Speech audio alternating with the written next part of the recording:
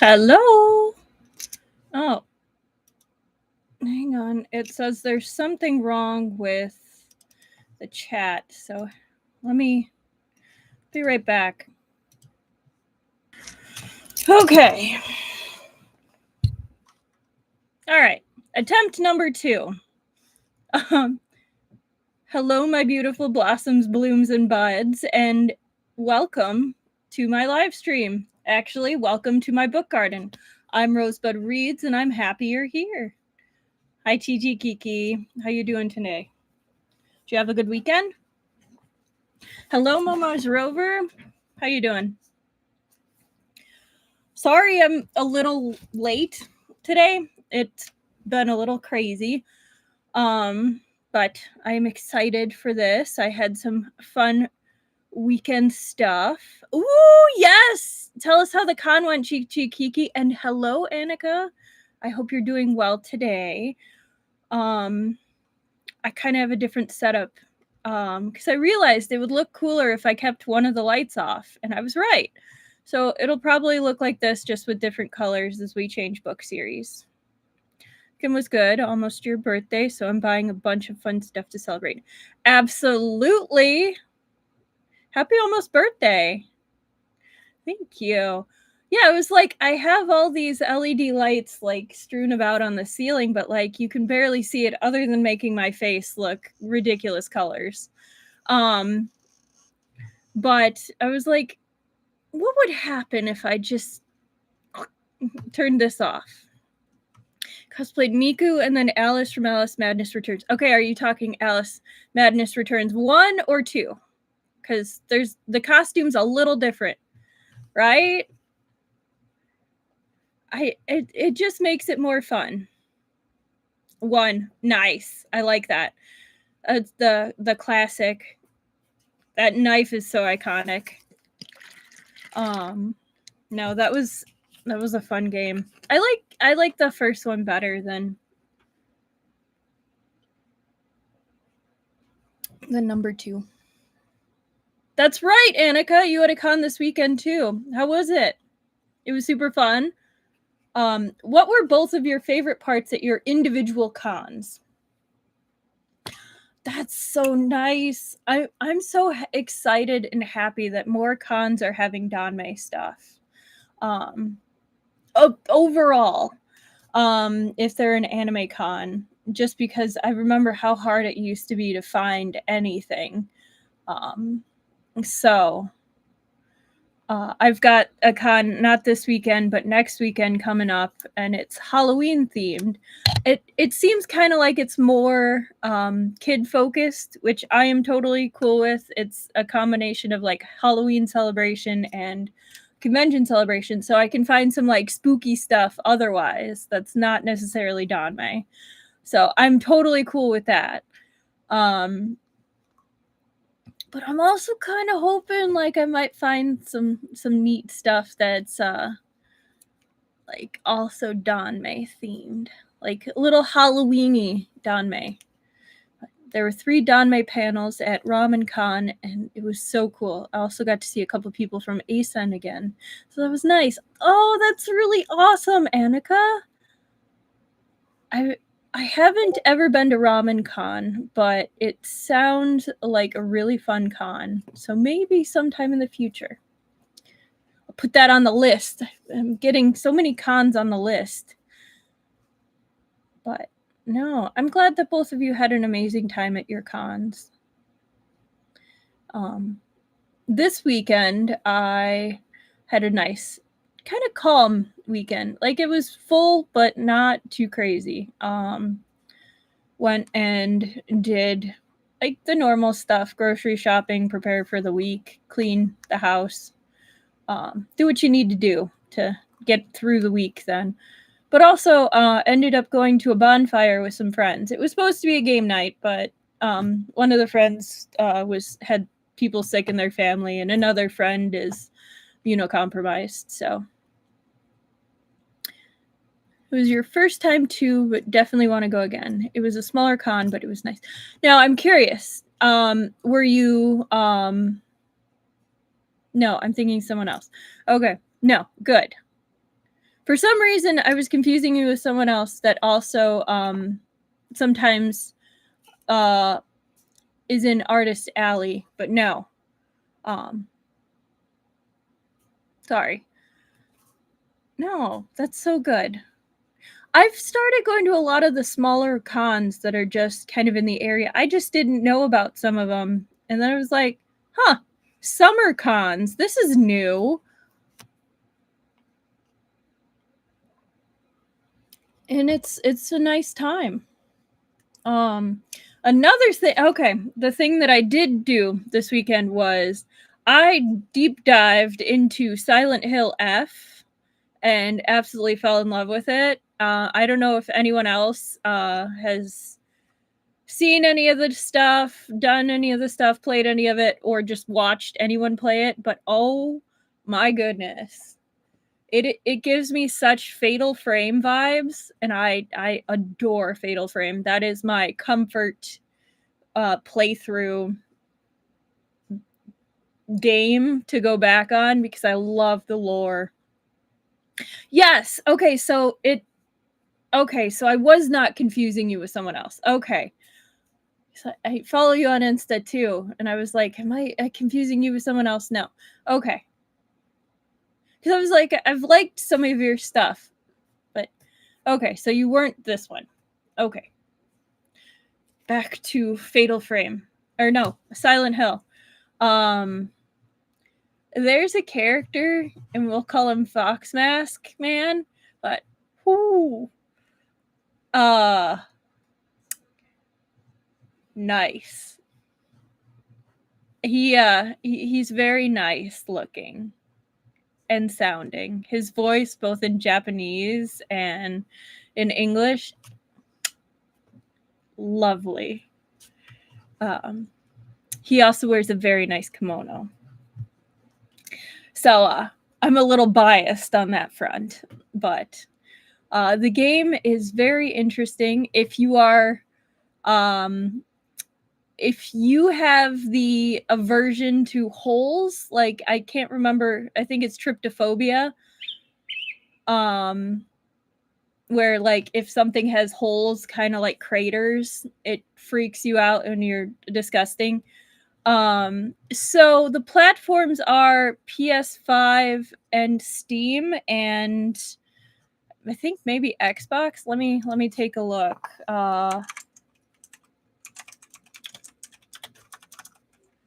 The only one I can do is Steam, so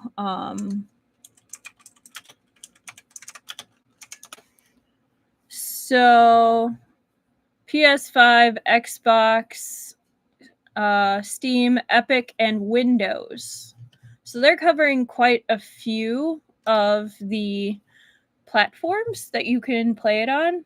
I don't know if I'd be able to actually like live stream it because I have no idea how to do that. It's a thought. Spooky month's coming up. Maybe if I think about it, I've never really haven't played a horror game myself in such a long time. I usually just watch other people for two reasons. I have a short attention span, and also I'm cheap. So rather than paying $60 for a game that I might not finish, unless it's kind of like a open world where I can explore, I don't tend to buy the games. No, I really enjoy it, and it's gorgeous. It really is. But if you have tryptophobia with the holes thing, you should not watch or play it. That comes into it. There is definitely a gore aspect as well. Just with like flesh and like gore. With a lot of the Konami games, that's kind of common. Yeah, that's very fair. But other than that, I really enjoyed the story. I watched two different people play it, one in Japanese, one in English. There's 5 endings. But it's really cool. And some of the people are very nice to look at. or listen to. But yeah. No. What are other people kind of doing either to get ready for spooky season or just to get ready for fall when it actually happens, because it has not happened here. I work partially outside, and the 90-degree weather by me right now is not making me super happy or excited. I am definitely ready for sweaters. I will be going to a pumpkin festival this weekend, and it's supposed to be like 85, 90. And I'm like, this is unacceptable. Unacceptable! Partially because when it's that hot and there's lots of pumpkin carving, which there was. Ooh, you made a Halloween Eda bag today. If you don't mind sharing it, I'd love to see it. Either it could be the community page or like even just send it to me through the Blue Sky link. That'd be great. I'd love to see it. Or Instagram. I don't know if you have Instagram, but I love stuff like that. I made my work bag. I do different seasons, so it's kind of like a mix of fall and Halloween. So Eda is, I think it actually means like cringe. But it's where you make a bag that has an open window with plastic in front of it that kind of shows what your quote unquote bias is.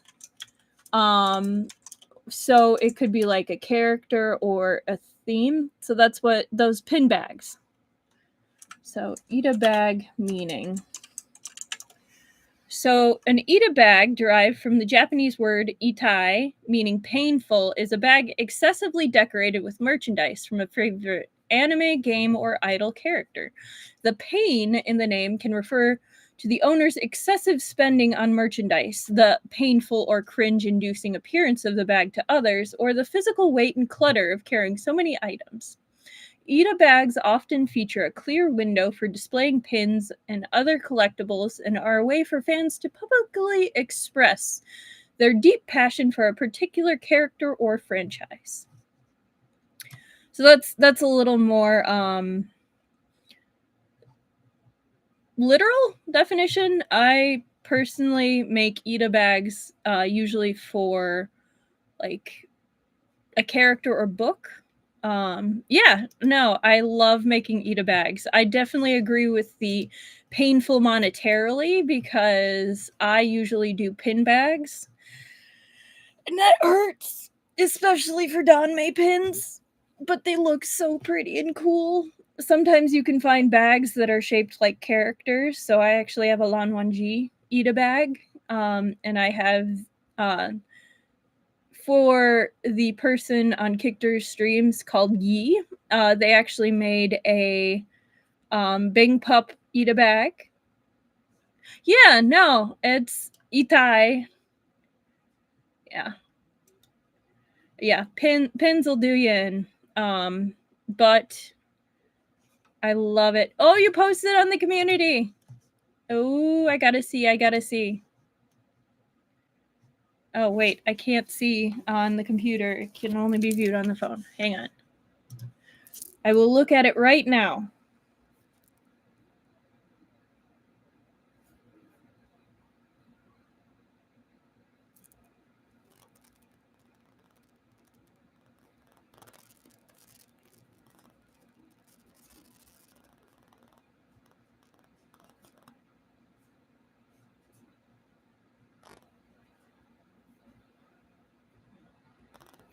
Hang on, I'm finding it.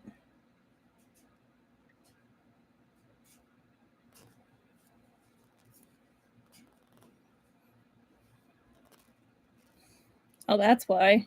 I have to switch my account. Whoops! That helps when you're on the right account. Okay.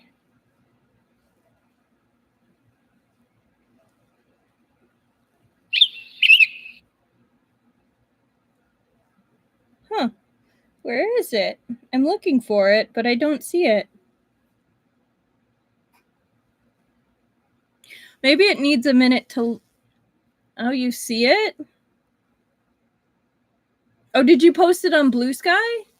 Is it in Blue Sky?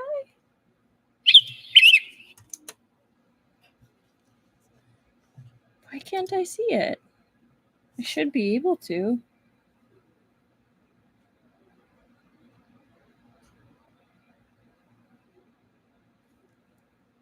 So strange.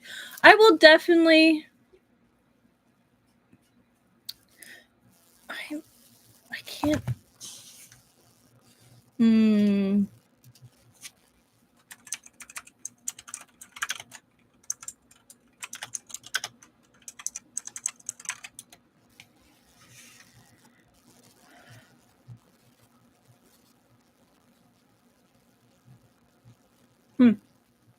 Let me see.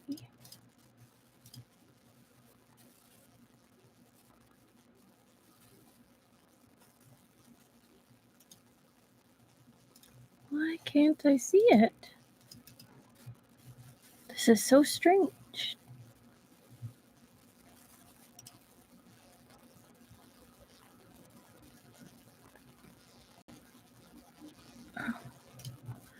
I feel like my thing is playing a joke on me because I'm looking and I can't find it.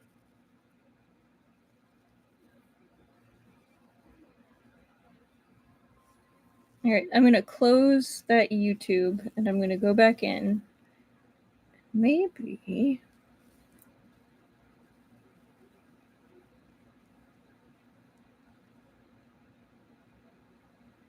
I can't see it.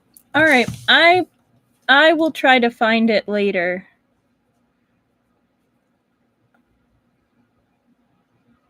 I really want to see it.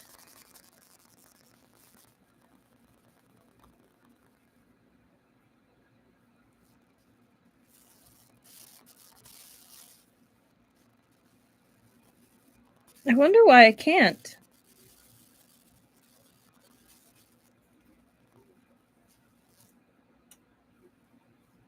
It's so strange. Well, I will definitely look at it later, and I'm sure it looks amazing. I'm so confused. Let me see. All right. Well, since I'm in different tabs, my recommendations for this week, fanfic-wise, is for Scum Villain. We unfortunately move away from the Happy Cracky Works to this one, which is a rather longer fic. It's still ongoing. It has a lot left to go. It's already done a lot. It's going to be one of those like ridiculously long series that just keeps going. But it's called Like a Tooth from a Mouth. What happened? Where did it go? Like a Tooth from a Mouth, I Leave a Hole, and it's actually by Anonymous. And it is not for everyone. It's gritty and honestly rather dark and gory, but so ridiculously well written. And it does update pretty frequently. It will make you feel very different and so many emotions, and not all of them are nice. But definitely mind the tags for this, and if you are not affected by gore or the triggers, I say give it a try. Like, but do seriously mind the tags. There's a lot in this that's... Oh, you posted it to Blue Sky. Okay. Let me see. Hey, I can see it. See your Venti. I do see the Dazai. Elric. I like your Dracula. and love the Wei Wuxians. I have that Wei Wuxian too, and I think I might have your Mimikyu. Always a Seto Kaiba fan. Deluxe. I love the chaotic pirate frog. That is amazing. And the Danny Phantom and Allison Madness. Danny Phantom. The little hand. I love it. Thank you so much for posting to Blue Sky. I was like losing my mind trying to find it. It's so cute. Thank you. No, you did a really nice job. I do love that you had enough to make a Halloween bag.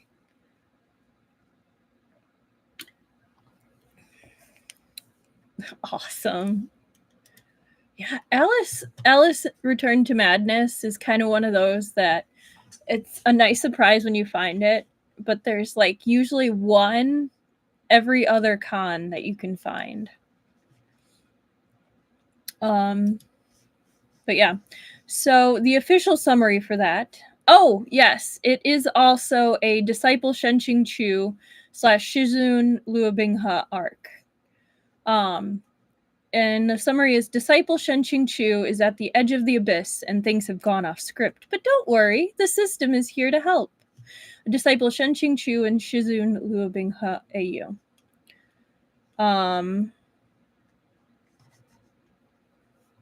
So the author did leave a note to say, I'm not sure if I want to continue this or not. I was just bit by the bug. Considering they're like 90 chapters in, I think they're going to continue. Luobinghe and Shenqing Chu are certainly enmeshed, per usual, but there are no romantic feelings while Shenqing Chu is underage. There's some hints at tragic backstory, otherwise it's just a reverse abyss scene while I decide what to do with the idea. They definitely decided what to do with the idea. Leaving the tags as other and no warnings apply because I don't know if I'm continuing this or not. They have added tags. But yeah, it's definitely a good one, but so gritty and it gets very dark. All right, my MDZS recommendation. I cut the shackles and changed my name by Michelle Feather. It's a complete fic where Wei Ying runs away and is raised by the Lan sect. I love good Lan sect fics. I really do. Or just like dark Lan fics where some of that rule-abiding behavior kind of is a hint to a dark underside. I mean, look at Lan Wangji with his possessiveness. So the summary itself is... Oh, it does have some possibly triggering things, so mind the tags, but is, for the most part, a semi-light read. So the summary is, Ying, should anything happen, should you be separated from us or find yourself in need of help, find Lan Chiron of Cloud Recesses. No matter what happens, he will keep you safe. He has sworn to me his home will always be open to you, no matter what. Following the advice of his late mother, Wei Ying runs away from Lotus Pier, knowing that if he were to stay, he would likely die at the hands of Madame Yu. And he finds the Lan Clan is the place where he was always supposed to be. So yeah, one dark, one kind of a little bit more lighthearted, but both good reads. Ooh, you have a story where he flirted with the idea of just disappearing after his return and becoming a teacher? If you remember the title, are you meaning you wrote it or you have a recommendation? Because I'd love to read it. Either way.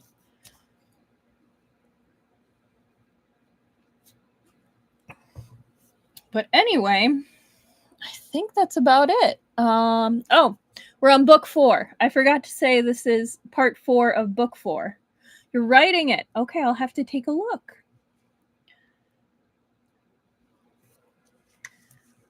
But yes. Hang on. Where's the... I'm going to move this over here. Oh, yeah. If you couldn't already tell, this is a chill stream. I will be chatting at the beginning. I will be chatting throughout. I will be chatting to my chat. I will be chatting to myself. overall, this has relatively easy pronunciations. But sometimes a funky word slips in and it sounds funky when I say it, and probably maybe might be correct, but probably maybe might not be. So please be kind. I think that's about it. Should do where he does that, and it goes badly when Nai Huai Song finds him. Yeah, that sneaky Nai Huai Song puts his nose in everybody's business, even those he should not. Oh, I think I'm gonna probably do this. I'm gonna do a dry run of the chili, the Spice Witch Wei Wuxian, probably this Thursday. So I may very well show up wearing the cosplay, so you can see kind of what it's gonna look like. For the Thursday stream, just because I have time that day. So maybe, maybe not. We'll see. Anyway, I think we're just about ready to start our book. I need to turn off my ringer. So it doesn't start chirping during the stream like it did already.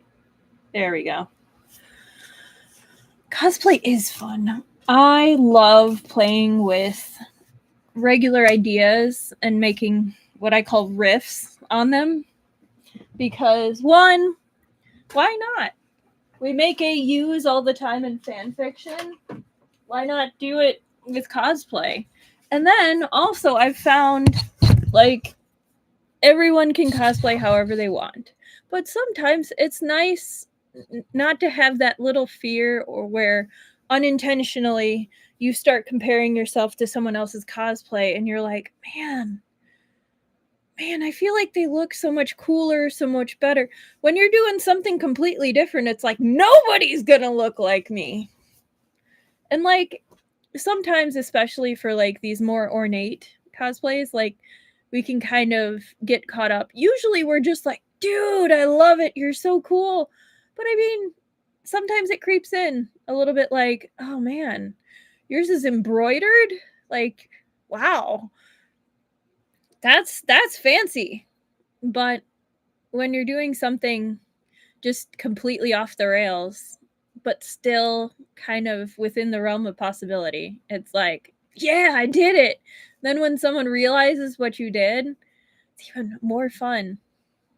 I enjoyed doing that a lot with the Ruby cosplays. So I did like a punk Ruby, I did a modern Ruby, I did a Rocky Horror Picture Ruby because they were doing a floor show at that con.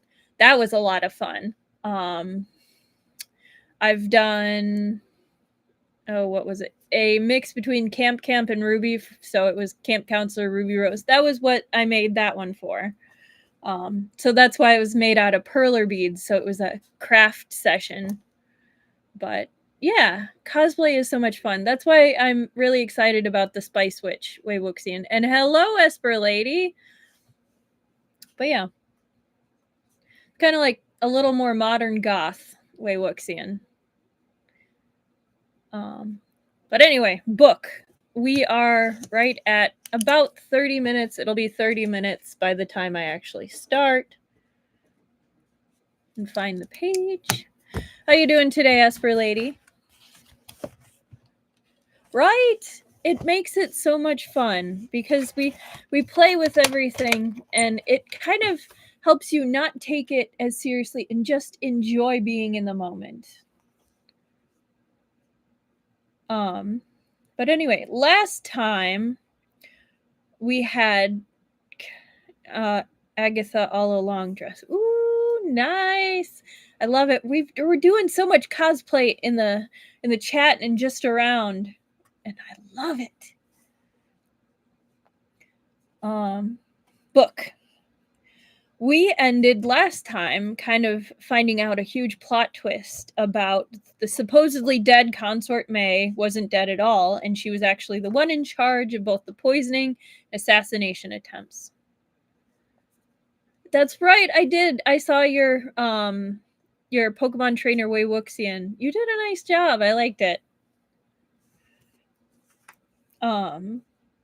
She had been hiding in the palace all these years as the Sixth Prince's mother in a guise almost as transparent as glass.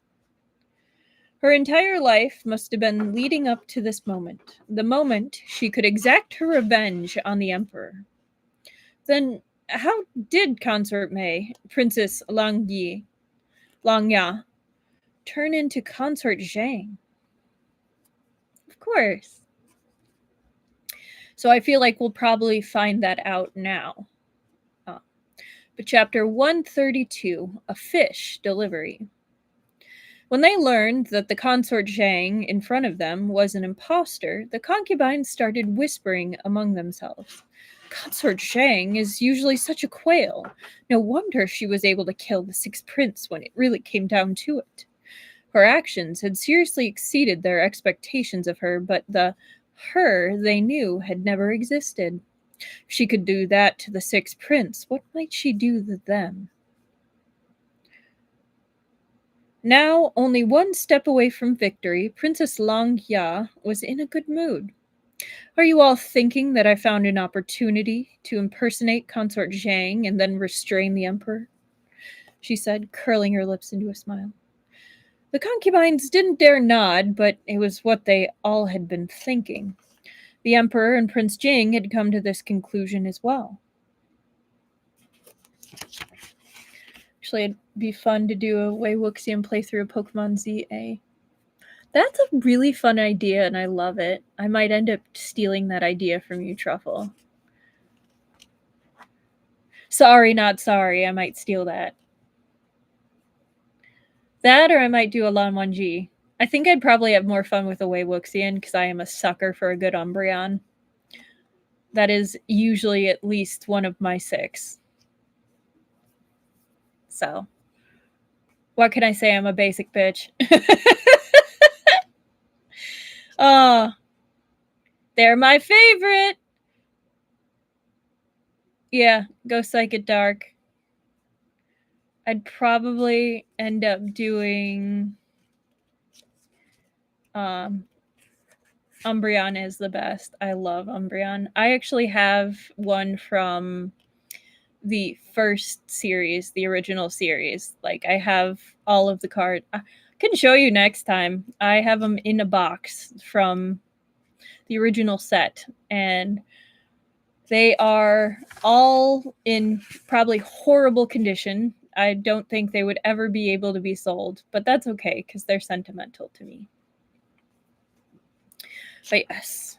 The Emperor and Prince Jing had come to this conclusion as well.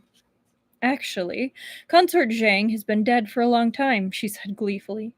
Back then, I had only been in the harem for 3 days. I had no desire to live. All I wanted was to assassinate the Emperor. When the Emperor found out, he sentenced me to death. Empress Xiaohui ordered a servant to bring me poisonous wine, and that servant was Lady Zhang, a servant in Changchun Palace. But this despicable Lady Zhang, who looked timid and afraid, was actually a coward who only dared to bully the weak. In my time of difficulty, she wanted to steal my jewelry. That was my last bit of dignity, and I couldn't let it go. So I used a bracelet as bait to take her life. I could have just put everything behind me and left the palace to go wherever I desired. As someone who had nearly died, I should have been indifferent to worldly affairs after all. But I just couldn't come to terms with it. Princess Langya loudly recounted all the grudges she held over the years, and the blood on her hands made her tremble with excitement.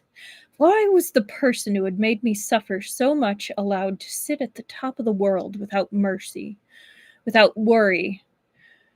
Why was I, the daughter of a ruler, forced to smile and give birth to my enemy's children? I didn't want to bend my knees and submit. You destroyed Luolan and took everything I had.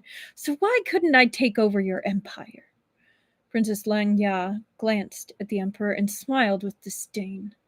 Your Majesty, What goes around comes around. Turnabout is, after all, fair play. 1 second. I need to text my dad that the washer or the dryer is done. Otherwise, it's going to keep dinging like that. And that's very distracting.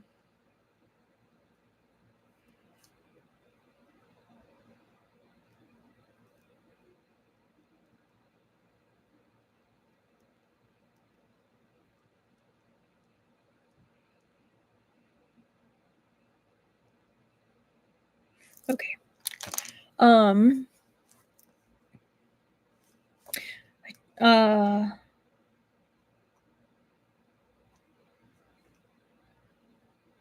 Lady Zhang died by my hands and nobody knew. So I decided to replace her. I once had a confidant who was excellent at disguise, and I learned the art while I was in Luolan. I disguised myself as Lady Zhang and stayed by Emperor Xiaohuai's side. She never realized the ruse. What a stupid woman. Princess Langya smiled meaningfully. Her skill at disguising herself was the key to her replacing Lady Zhang, and it was something Li Yu had never considered before. Such advanced disguise mechanics and techniques really were possible in this world, apparently. The Emperor now realized that Lady Zhang had been replaced a long time ago. He was so furious his chest hurt. So are you the one who poisoned Xiao Huai's children? He demanded. The Emperor had ordered Luo Rusheng to investigate the deaths of the eldest prince and fourth prince. But he had lost contact with Luo Rusheng some time ago. Aw, man. I hope he's alive, too. Like, definitely not the same place as Shu Gonggong. But with the Emperor in Consort Zhang's clutches, it was safe to assume that head eunuch Luo was probably also trapped somewhere. Princess Langya had been impersonating Lady Zhang with ulterior motives for decades now, and the Emperor had already come to suspect that there was more to the deaths of the eldest and fourth princes. In that moment, blood rushed to his head, and he blurted those thoughts out.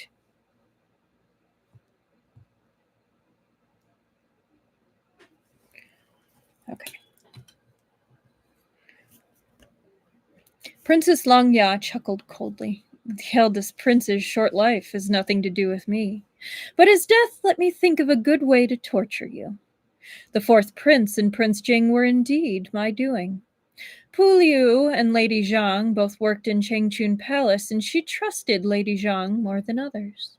As a prince's wet nurse, she had to take health-boosting medicine every day per the imperial physician's orders. I'd seen the prescription before and knew that it contained female ginseng, so I snuck in a secret ingredient from Luolan into her tea. Li Yu, hidden in the fish tank and eavesdropping in plain sight, flapped his fins when he heard the words, secret ingredient from Luolan. Luolan had snowy mountains, so the secret ingredient must be Xue Wuzi. Did that mean the fourth prince had also died because of Xue Wuzi?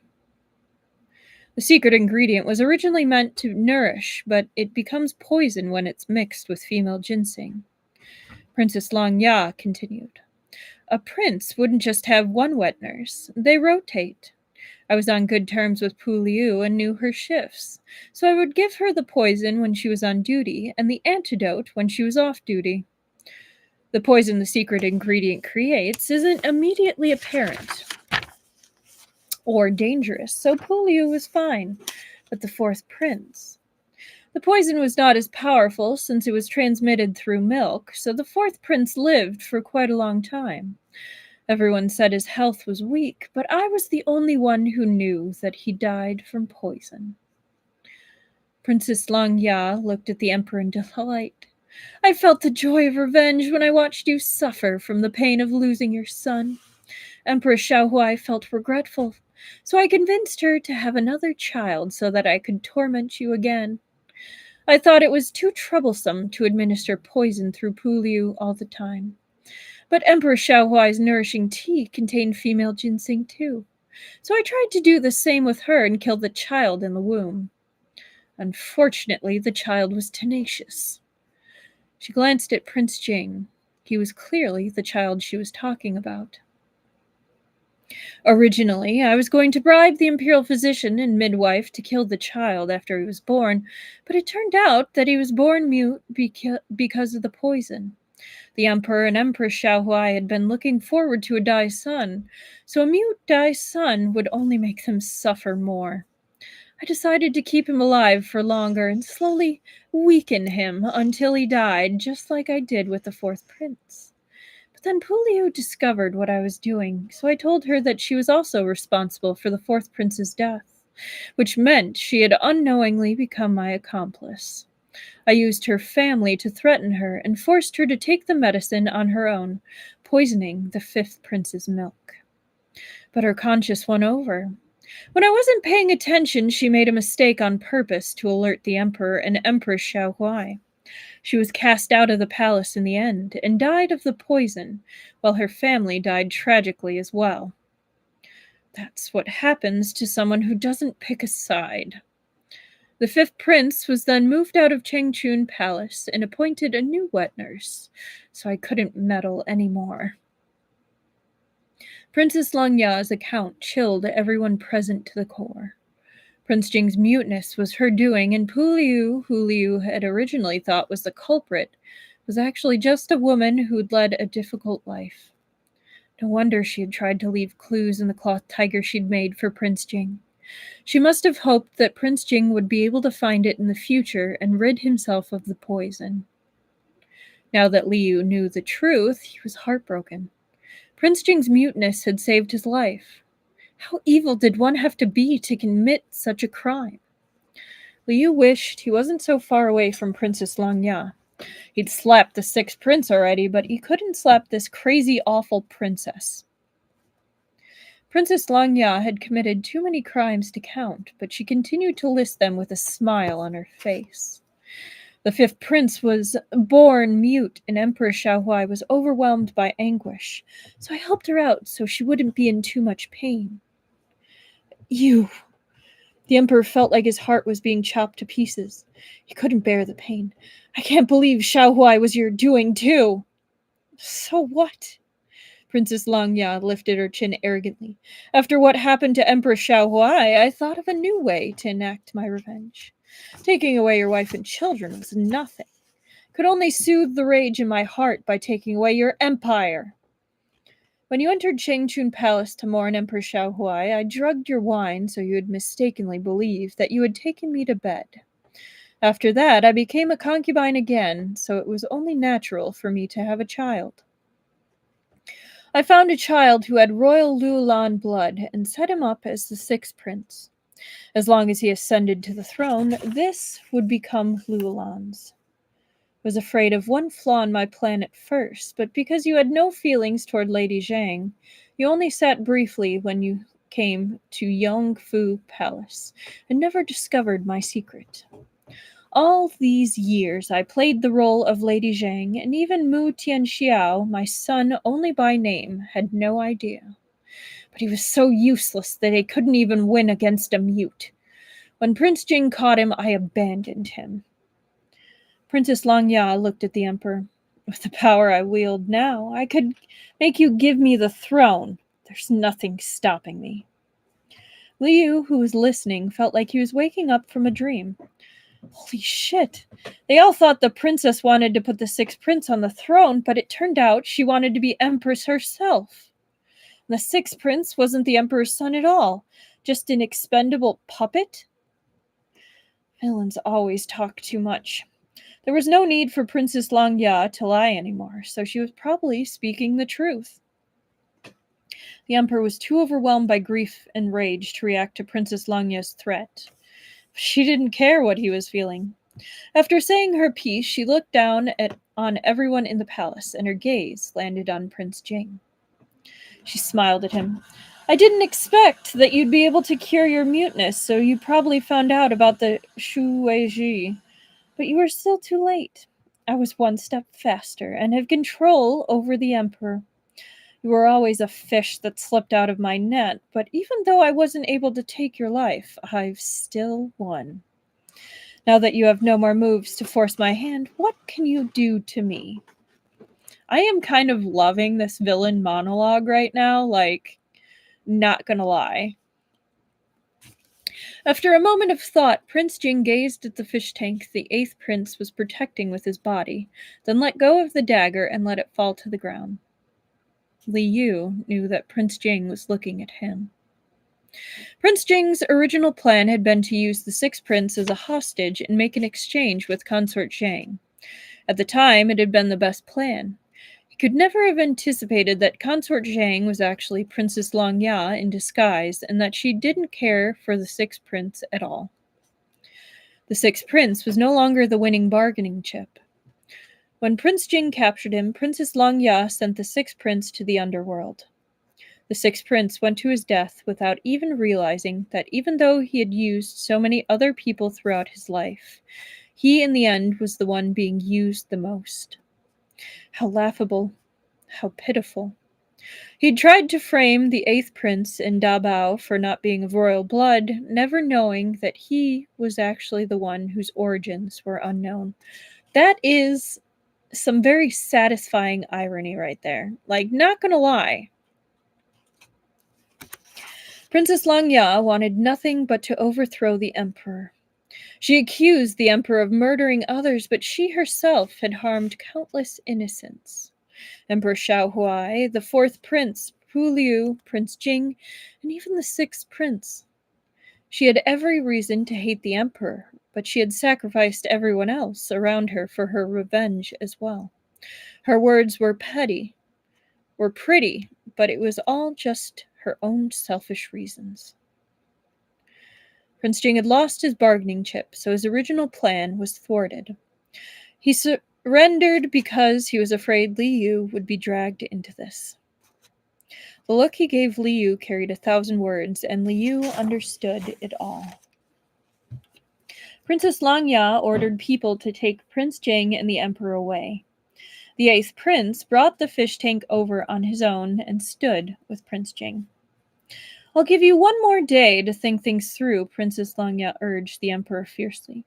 If you understand the position you're in, abdicate quickly, or I'll find someone else to take your place. The emperor's heart was gripped with ice. Prince Jing shook his head lightly at the emperor. Though Princess Langya was skilled in the art of disguise, it wasn't easy to impersonate the emperor. She couldn't fake having royal blood. If Prince Li and the rest of the royal family questioned her, Princess Langya's puppet would be exposed immediately. That was why she kept urging the emperor to abdicate instead. No matter how ridiculous it was to abdicate the throne to an unfamiliar woman, it would become legitimate if the emperor was the one who decreed it. This was the only way for Princess Langya to officially gain the throne. If the emperor did as she said, the only thing awaiting him was death. If Princess Langya changed her mind and instead decided to put one of the 2 younger princes on the throne, that would also go poorly for the emperor. But she hated the emperor and his bloodline, so it was an unlikely move. Though they were imprisoned, they were all still safe for now. The emperor knew all of this. Tianxi, I was too careless, he said dejectedly, once they were separated from the concubines and taken to the side hall with guards stationed outside. When Li Yu asked me if there were foreigners in the harem, I thought of Consort Mei. She was the only foreign consort I have ever had. At the time, I wanted to look for clues in Luoxia Palace, where she once lived, but I ran into Lady Zhang on the way. I was careless, and she ended up gaining control of me, but I never would have imagined she was really Consort Mei. She pretended to be me and summoned you to the palace so she could capture everyone in one fell swoop. In the end, it was my fault. The emperor's expression was miserable. After learning the truth behind the death of Emperor Xiaohui and the 4th prince, as well as the reason behind Prince Jing's poisoning, he sincerely regretted not destroying all of Luolan in one go. The 2 countries were already hostile with each other. The ruler of Luolan had vowed to attack the capital in the past, and the emperor had been young and fiery at the time, so how could he let Chang'an Jun run his mouth? If the two countries battled it out and he was defeated fair and square on the battlefield, he'd have nothing to say even if he lost his life. In the end, Cheng En-jun lost, and when he arrived at the capital to present his daughter, the emperor really thought that was the end of everything. But instead, Princess Langya's arrival would mark the start of true evil. See, remember that whole I'm going to do my best with pronunciations, but we're not fluent? That's coming into play a little bit here. I apologize for the stuttering. At first, he wasn't very interested in Princess Langya, but he gave her the title of consort to appease the Luolan people.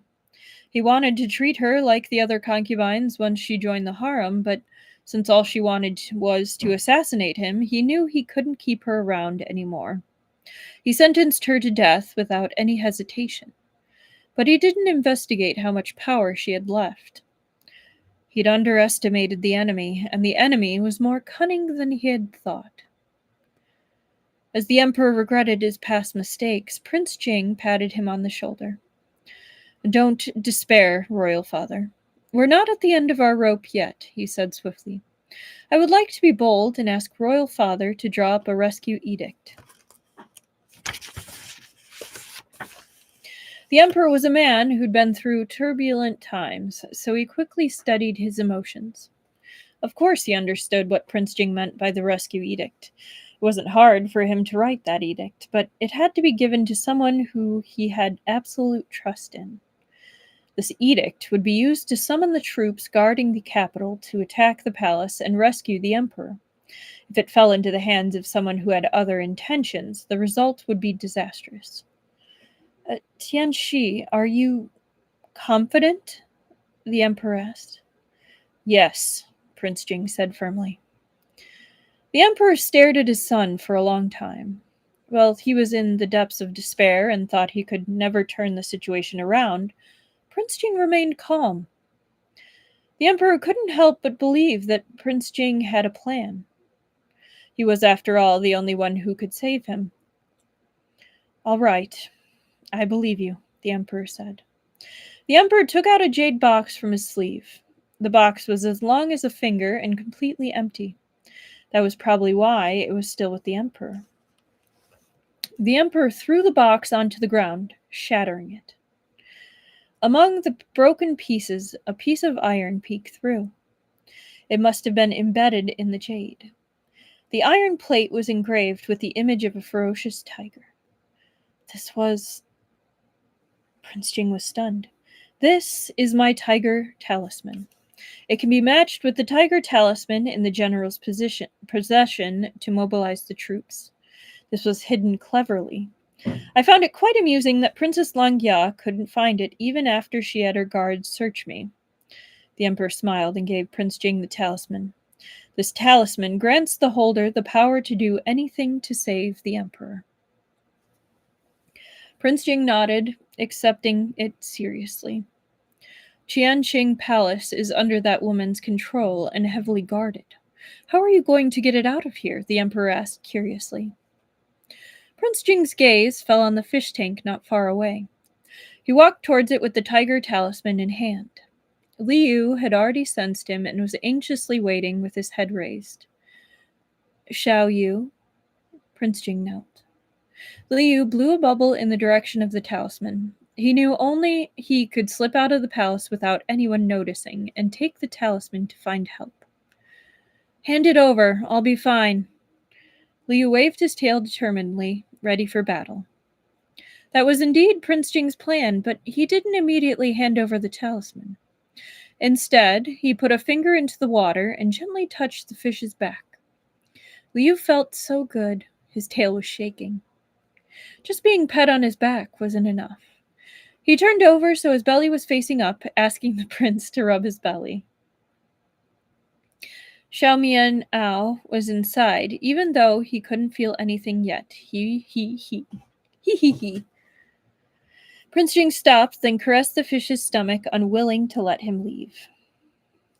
Liu knew that Prince Jing was having a difficult time, so he quickly wrapped his tail around his fingers and used his mouth to push at the tiger talisman. "Everything will be fine!" Famous last words. Prince Jing finally nodded, found a piece of satin, and tied the talisman to the fish. Tianxi, are you going to have this fish take it?" The emperor was stunned. Having a fish take the talisman was a bit too... A royal father. Trusting him is the same thing as trusting me, Prince Jing said. His expression was very stern. The emperor could see that he wasn't joking. It was true that Prince Jing's fish was quite intelligent. He'd seen it slap the six princes' face earlier. The Imperial Astrological Bureau and Liao Kong had both praised this fish in the past too, so he must be a sign of good fortune. The emperor thus convinced himself and accepted Prince Jing's plan. It really is such a power couple moment. There was a pool in Qianqing Palace's side hall that was connected to the outside. There was no way for a human to use it, but a fish could. Prince Jing picked Liu up and put him gently in the water. When Liu entered the water, he blew a kiss at Prince Jing, flicked his tail, and quickly swam away. When he left their line of sight, he put the talisman into his inventory. Fishy Delivery would definitely ship such a priceless item with care. So, that's definitely one way to use your fish husband.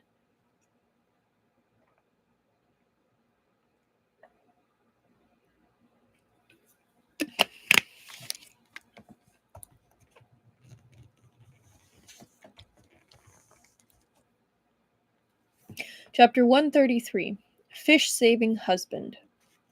Liu swam as quickly as he could into deeper waters, only approaching the surface occasionally to see where he was. It was very safe in the water. There were waves of guards patrolling the area, but none of them noticed a fish with a hidden talisman passing by them in the river and ponds.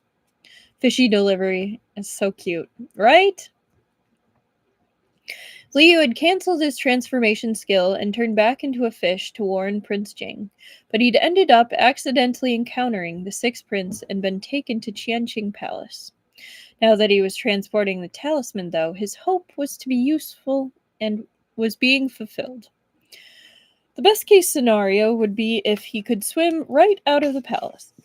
If he couldn't, well, he simply had to, even if he had to create the opportunity himself. Also, welcome, K-Moment. Hope you've been doing all right. Prince Jing, the emperor, and everyone in Qianqing Palace were counting on him. Since he had the talisman, he had to succeed. Liu kept swimming. After a long time traversing numerous different waterways, he finally swam into a small river. The only thing separating him from the palace palace gates was a wall. Oh, good. I'm glad you're doing great. He'd been lucky enough so far that no one had spotted him, but right then he ran into a group of guards that had just gotten off duty. With nothing else to do, they stared at the little river where they chatted and laughed. Liu slowed down. There was only one way out of the palace. Was he supposed to swim through it right in front of the guards? He wouldn't have had to worry if he were still a little black fish, but he was now a silver koi with gold specks. His coloring stood out even underwater, especially if he had to swim directly in front of some guards. For some reason, the guards were all staring right at the water. If he was found out now, his efforts would have all been for nothing.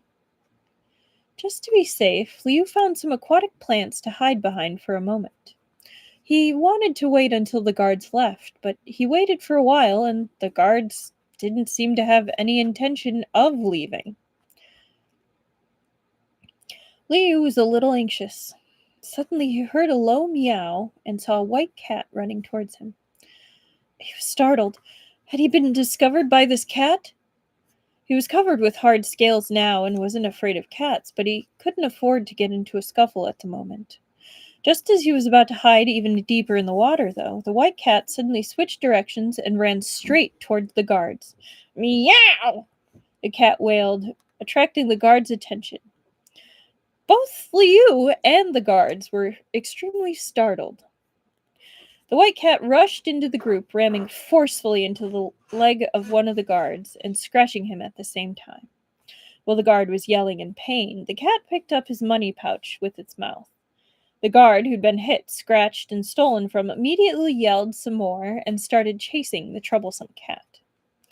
The other guards started laughing. They couldn't just ignore that colleague who'd been bullied out of nowhere by a random cat, so they rushed to help, leaving their spot next to the river. It safe now? Liu patiently waited for a bit longer, and after making sure there was no one left, swam past. Before he left the palace, he glanced in the direction where the cat had run. Right? Cat redemption arc, let's go! That's right, Annika. I think the cat's definitely saying thank you for bringing me back to my master.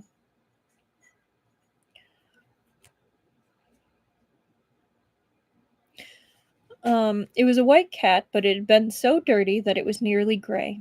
Its physique wasn't as strong as it was when it was Master Cat either, but its eyes still shone like gems. Thank you, Piakshu, Liu thought to himself. Piakshu using its power for good, that's right. He finally understood why Share the Country had updated after he helped Piakshu. He had thought Piakshu wasn't even worth a dime to the main mission, but reality proved that Piakshu was worth at least a pouch of money.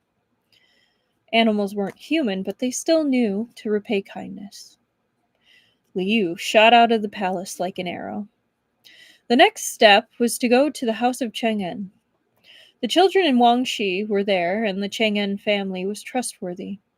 As long as he gave them the talisman and let them know what was happening in the palace, they would definitely go to the defending army and lead them into the palace to save the emperor. Liu had been to the house of Chang'en several times already and was very familiar with the way there, but this was his first time traveling there by water. The river that came from the palace didn't go to the house of Chang'en. There was another river near the house of Chang'en, but the two rivers didn't meet, and as Liu kept swimming, he was getting farther and farther from his destination. It looked like he'd have to change his plan. Liu jumped to shore and bounced a couple of times. His tail could help him slide on the ground for a bit, but it was too slow. He'd suffocate before he got to the other river. All right, so we have our first... Oh no, our third yeet. We have 3 yeets for book 4, and we have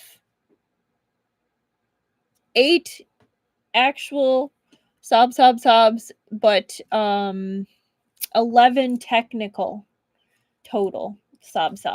Because there were a couple that were like a tear streamed down his face.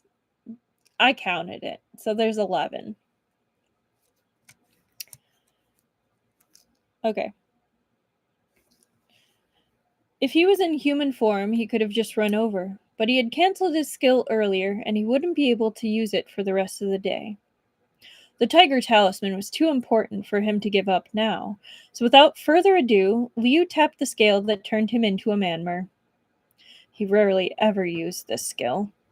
The manmer form needed water to breathe, and his face was too ugly in that form. So manmer play was not nearly as fun as merman play. But this form granted him the human legs he needed to run fast, so right now he had no other choice. I'd love it if one of the guards turned around and just saw, like, essentially this running past, and it was just like, what the hell was in my wine? Like, oh my goodness.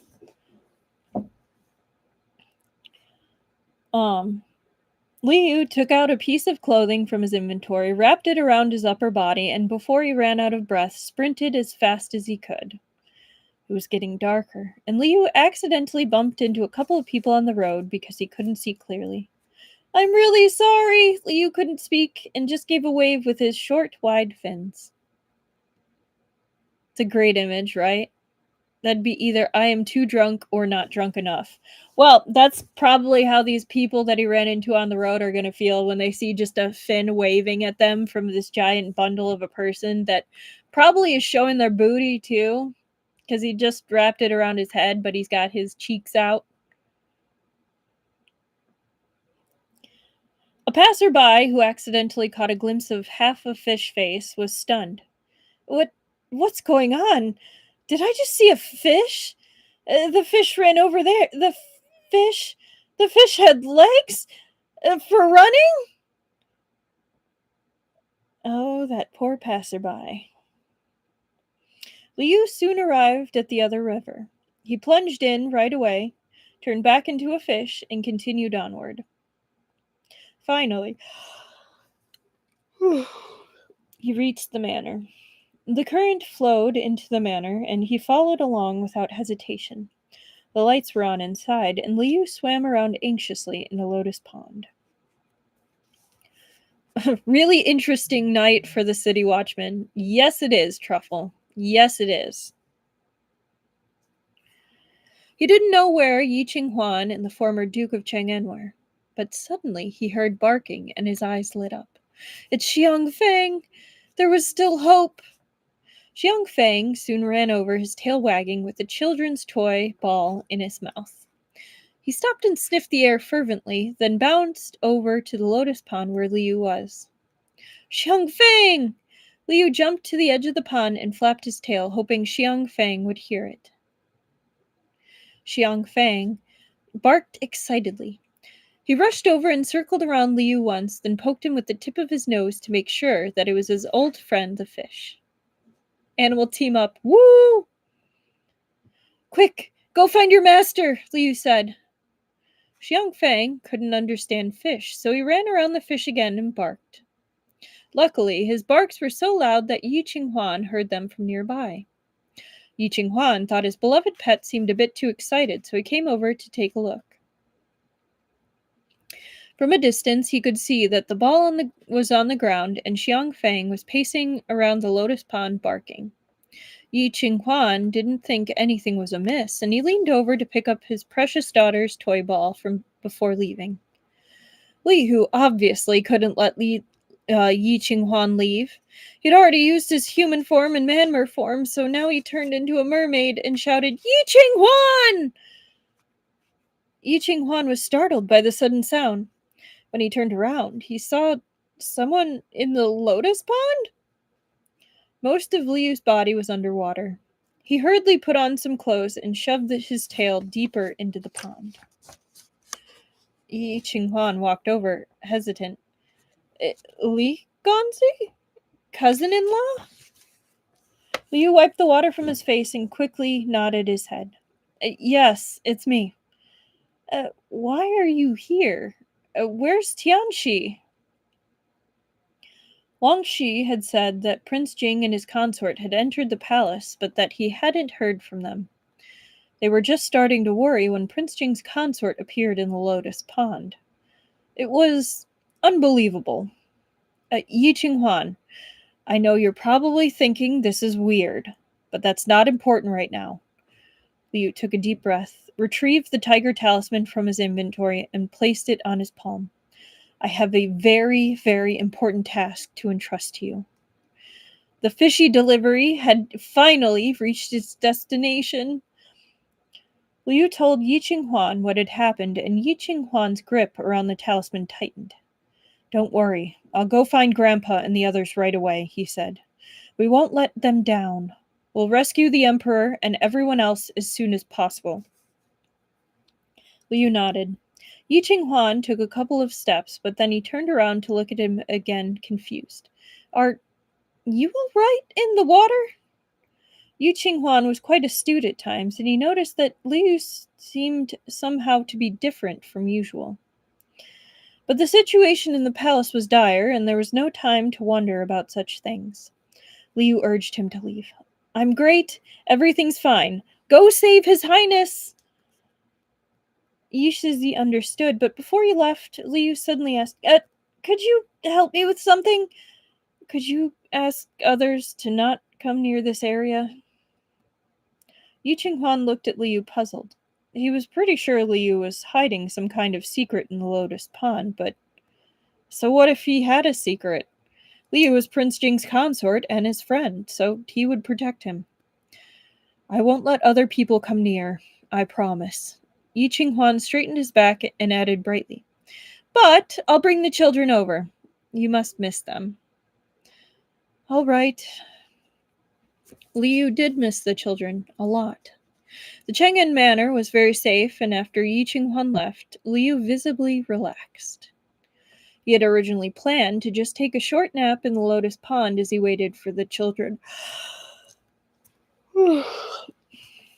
It'd almost been a full day by now, and he was looking forward to the moment he could turn back into a human. But after a short while, he fell asleep. After all, he was a pregnant fish. Though his daughter was well protected by his fish body, he was still prone to exhaustion. When he woke up, Liu found that there were 4 new little mountains in front of him. The children's butts were facing him in a row, the leftmost one straight and the rightmost one crooked. What are they doing? Fish Father was curious. The children couldn't keep quiet for long. After a short while, Liu heard them discussing something quietly. Airbao and Sanbao were very worried. Daddy's still not waking up.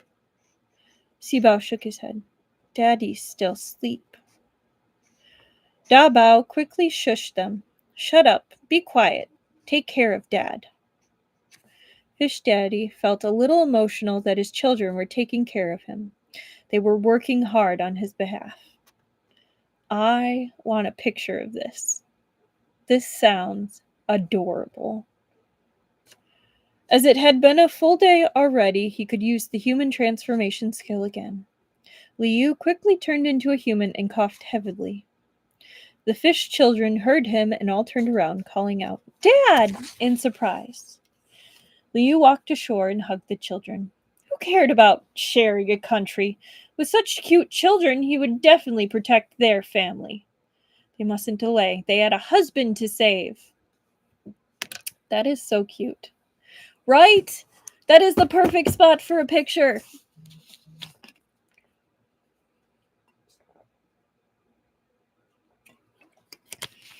There is not, unfortunately.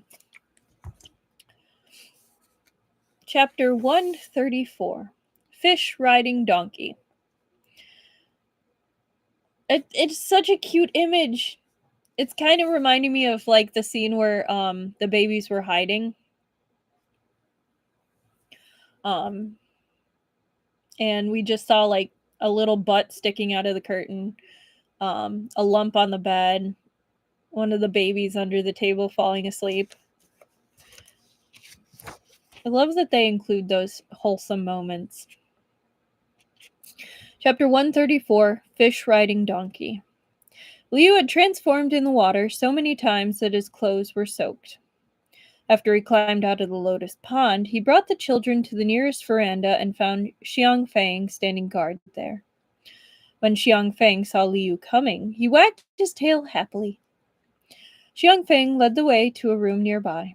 There were plenty of clean clothes there and nobody else around. Liu knew that Yi Qinghuan must have prepared this for him. Feeling incredibly thankful, he quickly changed into clean clothes. There were 2 doors into the room. Liu exited the room using the other door, and a servant soon came by to take him to see the former Duke of Chang'an. Yi Qian had already invited Prince Li.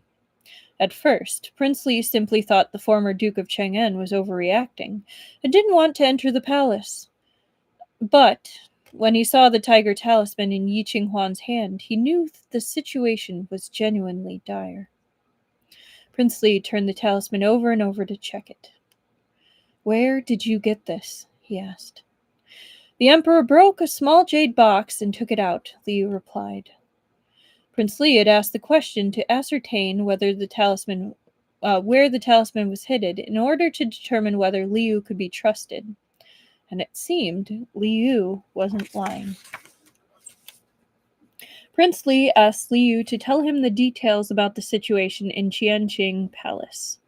Liu did so, and when he mentioned Princess Langya, Prince Li had a lot more questions. A foreign princess had hidden in the harem for decades and even pretended to be someone else. Of course he was shocked, and of course he wanted to know more. Liu understood. He told him everything he heard and saw. Since Princess Langya has Qianqing Palace on lockdown, how did you get out? Asked Prince Li. That was what he was most confused about. When it came to the Emperor's safety, mistakes were not allowed. Liu paused. How was he going to explain this? His Highness has been raising a fish, he said after some thought. He hid the talisman in the ornamental mountain in the fish tank and found an opportunity to give me the tank. I was in Qianqing Palace and wasn't with them, and Qianqing Palace wasn't as heavily guarded as Qianshu Palace wasn't as heavily guarded as Qianqing Palace. Perhaps they didn't think I was a threat? After I found the talisman, I snuck out of the palace to deliver it. Liu's story was only barely acceptable, and still had a lot of holes. Prince Li wanted to question him some more, but Yi Qinghuan hurried to help out. He risked his life to bring the talisman to us, and he may not remember everything in all the panic and rush. What's the point of questioning him like this? It's more important to save the Emperor, so let's plan things out. Liu gave Yi Qinghuan a grateful look. Prince Li could at least agree with this, so he immediately left with the Duke of Cheng'an to deliver the tiger talisman to the general in charge of defending the capital, so that he then could mobilize the troops, not stabilize. Sorry. Meanwhile, Yi Qinghuan was in charge of gathering people in the manor who could support the troops. Yi Qian was now getting on in years and couldn't move around as well as he once had, so he was to oversee operations from Cheng'an Manor. Liu, of course, was going to take part in saving his husband, and once again entrusted the children to Wang Shi. Dabao, wearing a little riding uniform, brought out his slingshot and staggered around on his little short legs until he could grab Liu's pants. Dabao saved Grandpa, he said firmly. Liu's eyes were a little damp. He picked his son up and rubbed his cheek against Dabao's. Good boy, Dabao, Liu gently comforted him. Grandpa will be fine soon. Liu sent Dabao back to Wang Shi again. The sight of Dabao's bulging little riding uniform made him recall something, though, and he went to find Yi Qinghuan. You want us all to wear thick armor, helmets, and shields? Yi Qinghuan was surprised. Attacking the palace was an urgent matter, and they might not be able to make it in time if they made those preparations. What's more, only the defending troops had armor, not the guards of the manor. There's a kind of liquid that will burst out from the allies of Princess Langya, Liu explained, gesturing. If you touch it, He didn't know how to explain what corrosion was in ancient times, so he said, if you touch it, it will make your flesh fester and die. It's very powerful. I've seen it with my own eyes, so you must be careful. So that was why. Yi Qinghuan had been educated by his father since he was a child. Though he wasn't afraid of death, it was still good to take precautions.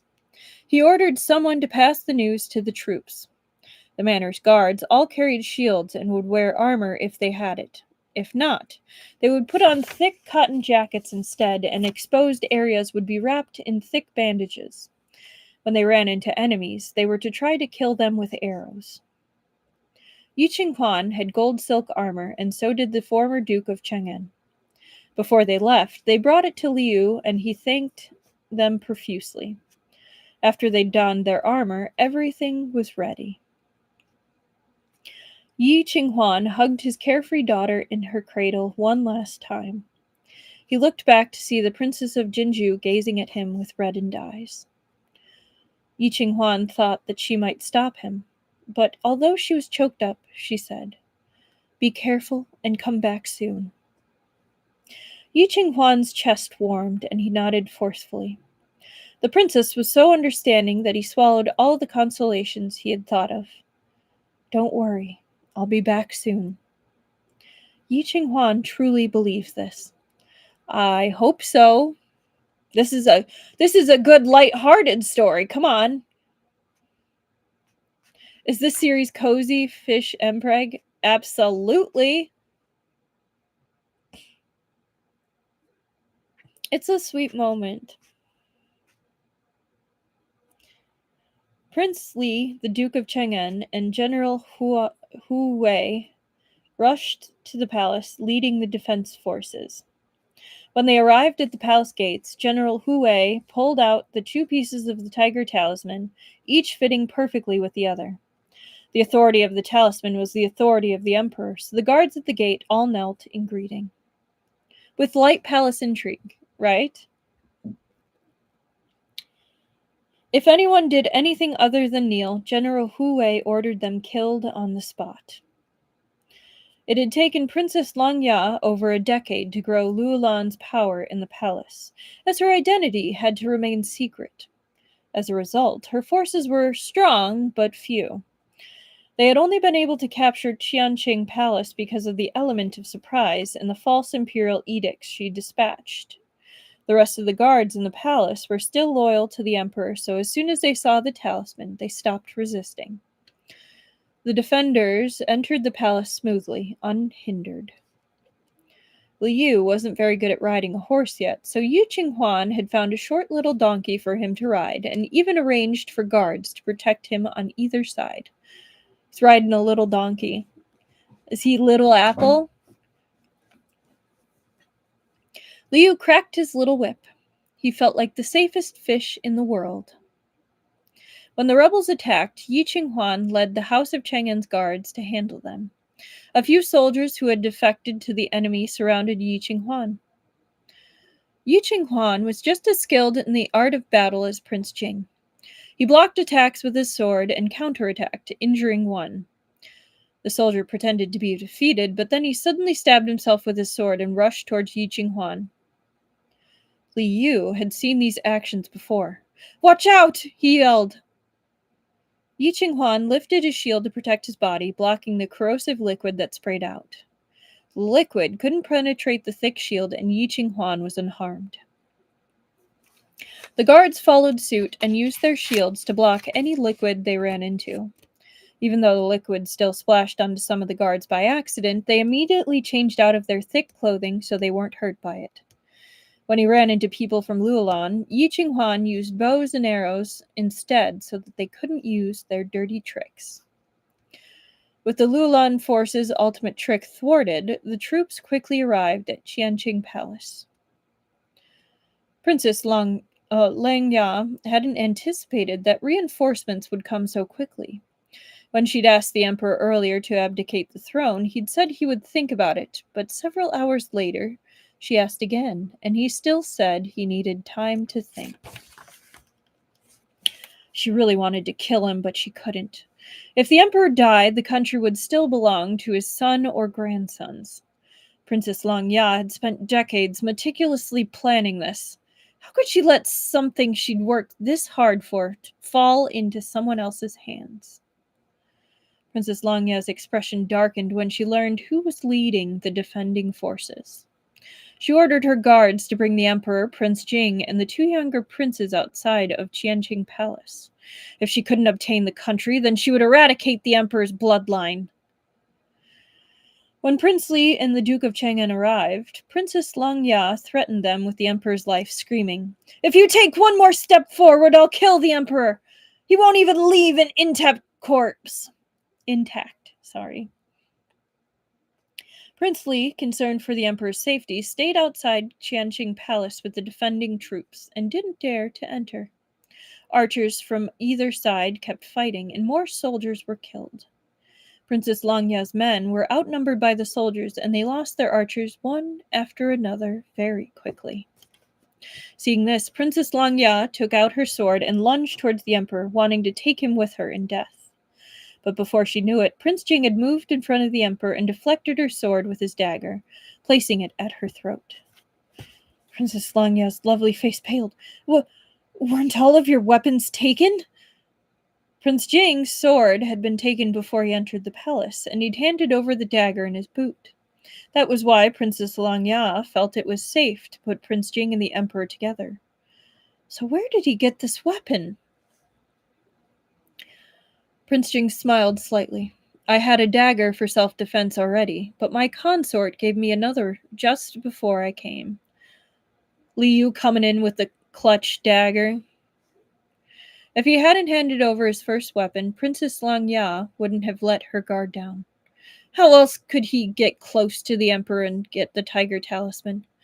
When he pretended to give up his dagger, he had already thought of a plan to defeat her. Princess Langya laughed wildly. Yi Qinghuan, noticing that the emperor was no longer in danger, shot an arrow at her. Prince Jing's dagger struck at the same time. Princess Langya was attacked from both directions. No matter what or which she dodged, the other would strike her. Princess Langya let out an eerie smile, then dodged the arrow and took Prince Jing's dagger. There's no more time to kill the emperor. There's no more time. Then I'll kill Prince Jing, who should have died a long time ago, she muttered. Those of us from Luolan hide our most powerful skill within our bodies. Xue Ji is nothing compared to that. The most powerful poison of Luolan is called Without a Trace. Without a trace, huh? Without a cure sounds very reminiscent. I wonder if it's similar. She smiled in despair and misery and abruptly used the dagger to pierce the mechanism in her body, making several streams of liquid burst out. Tianxi! Liu yelled. He wanted to run over, but he was far away and densely surrounded by Yi Qinghuan's people. Princess Langya's movements were fast, but Prince Jing was always on guard against her. When she held the dagger as if she was going to kill herself, he knew it was a trick and didn't move to stop her. Instead, he kicked a table over and blocked all of the corrosive liquid that came out of her, deflecting the poison. Princess Langya couldn't believe that this trick, the pride of Luolan, had been rendered useless. Prince Jing finished the job with his dagger. Before she died, she glared at the emperor with a gaze full of hatred and spewed curses too quiet for anyone but herself to hear.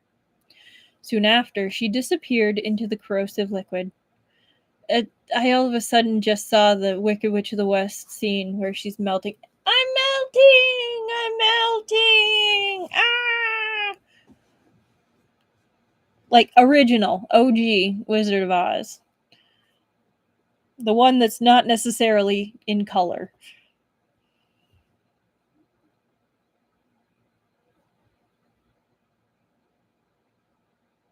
And then becomes color when she falls into Oz.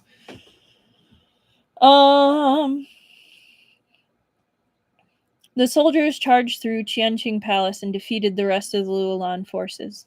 A gaggle of imperial physicians rushed over to check the emperor's pulse. Nope, you weren't the only one. Definitely not the only one, Truffle. Who knew a cute little fish like you could destroy my beautiful wickedness, right? She definitely had her "I'll get you, my pretty" moment right there. A gaggle of imperial physicians rushed over to check the emperor's pulse. Head eunuch Luo, who had been imprisoned in a nearby palace for some time now, was rescued by the defenders and returned to the emperor, crying and laughing as he kowtowed. Prince Jing moved against the crowd, looking for a familiar figure. He'd taken just a quick glance earlier when he thought he saw Liu and heard his voice. But after he dealt with Princess Langya, the room filled with what seemed to be an ever-increasing amount of people. No matter how he looked, he couldn't find Liu. Prince Jing relentlessly continued to search. Several guards noticed him and cleared a path for him. Prince Jing saw a donkey circling impatiently. On its back was a person. Li Yu. Lu Gong Gong! Yay! Tianxi, you're here? Come help me, please! This donkey won't stop! Li Yu had found that the donkey wouldn't even stop when he cracked the whip. Watching him scratching his head in confusion, Prince Jing couldn't help but smile slightly. Xiao Yu didn't know how to ride a horse, and it seemed he wasn't good at riding a donkey either. Yeah, I'm definitely getting Little Apple vibes from this donkey. Sorry.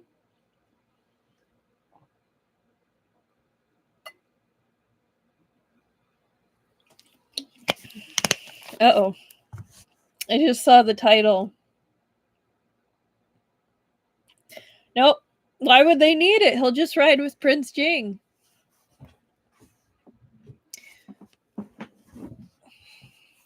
Chapter 135, Fish Riding Husband. Liu didn't know why the donkey wouldn't stop. After the hidden boss had been defeated, he wanted to fly into his husband's arms and cling to him like an octopus. But at such an important moment, the donkey had let him down. Well, actually opposite. The donkey wouldn't let him down. Felt like Yi Qinghuan had found him a donkey whose greatest passion was to pull a grinding mill. It wouldn't stop once it started. Urgh, let me off. But he didn't dare try to jump down because his daughter was in his stomach. He was protected in fish form, but not as a human. Prince Jing stared at his fish for a while, dazed, then walked over. The strange thing was that no matter how many times Liu yelled that he wanted to get off, the donkey ignored him and kept circling. But when Prince Jing arrived, for some reason, the donkey stopped immediately. Oh, it knew who was boss. It was like, yes, sir. Sir, yes, sir, I will. Stop immediately. Like, you don't have to worry about it. Perhaps the donkey could sense the tyrant male protagonist's aura. Prince Jing held the reins and smiled. Xiao Yu, are you tired? Yi Qinghuan was the tired one here. He'd spent this battle running around, bleeding and sweating. Li Yu hadn't even run on his own legs, so being tired didn't enter into the equation. He wanted to say, I'm not tired at all, but when he met Prince Jing's dark eyes with his own, his voice suddenly caught in his throat. I'm all right. Right. My eyes rolled so hard at the title. The title of the chapters in the series are so funny. I agree completely.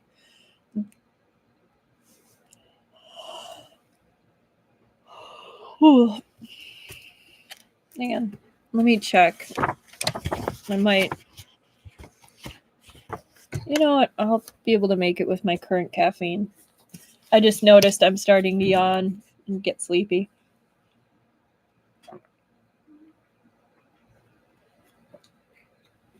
I was debating on a cup of coffee, but I just didn't have time. Liu bit his lip, not knowing why he changed his answer. His husband was right in front of him. Sob, sob, he wanted to hug him. But this donkey... Alright, sob, sob, sob count is now at 12.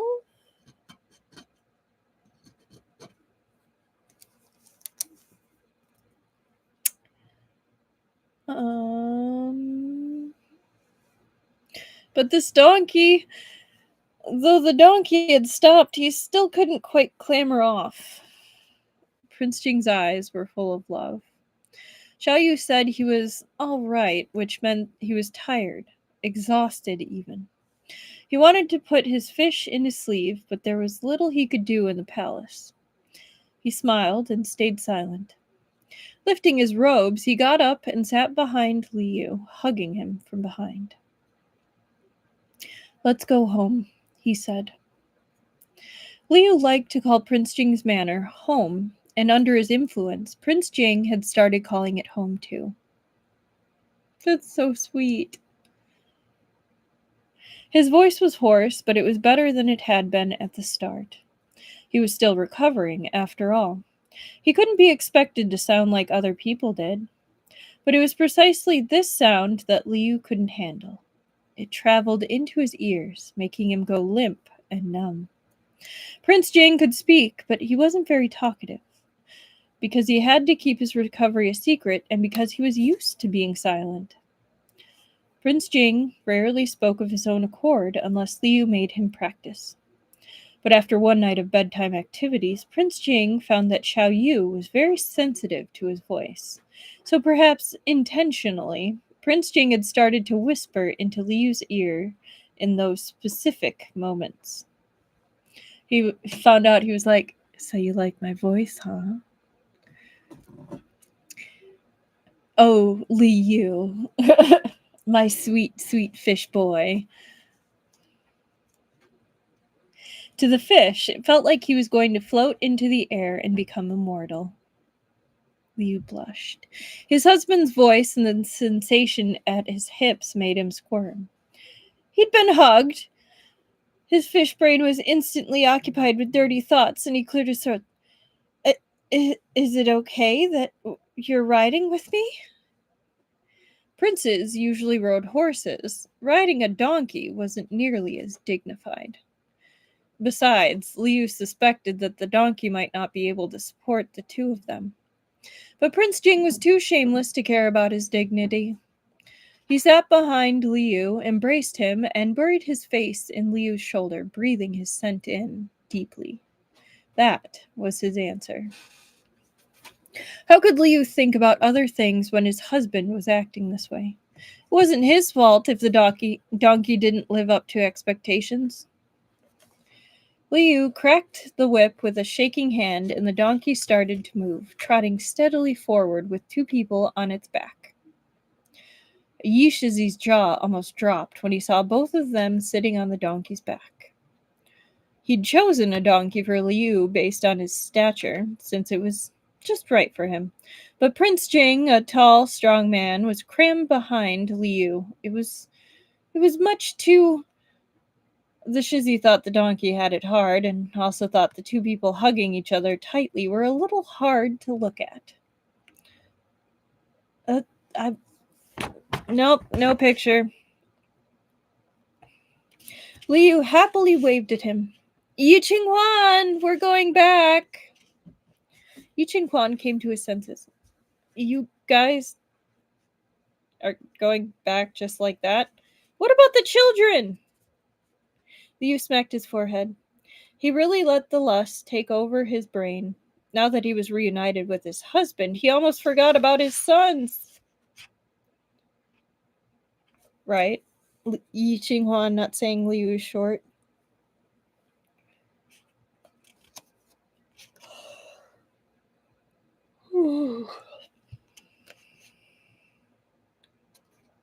Liu, whose heart and body had been taken over by Prince Jing, was now completely focused on his four sons.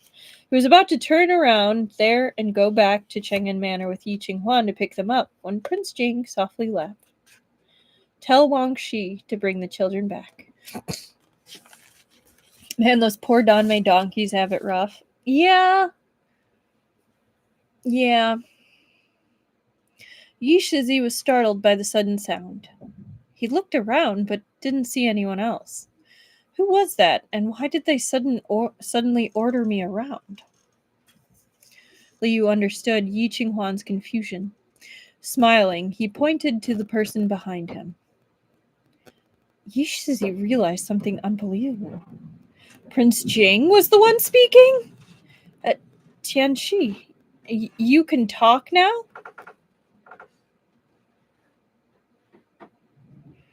I think Snowcrest would trade places with the donkey. At least Prince Jing and Liu were only hugging. Yeah. We haven't had one with a donkey yet, but give it time. I'm sure it'll happen.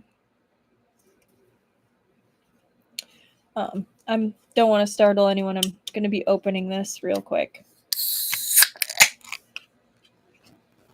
Here, some bubble ASMR.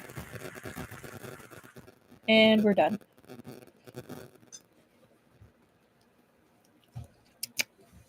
Okay. It had been the Emperor's idea, so Prince Jing hadn't been able to reveal the fact that he could speak to anyone else. Only the Emperor, Li Yu, and a few others knew. Not much time had passed since Prince Jing had gotten rid of the poison, and he hadn't found a good opportunity to let the House of Chang'an know before Princess Langya showed up. You think that the donkey would revolt? Probably. But now that Luolan's power was destroyed, he didn't have to keep it hidden anymore, so he sat upright and nodded serenely. Whenever a donkey's mentioned, I get QJJ flashbacks. I get Thousand Autumn flashbacks with those donkey sandwiches. And Little Apple, clearly. But, yeah.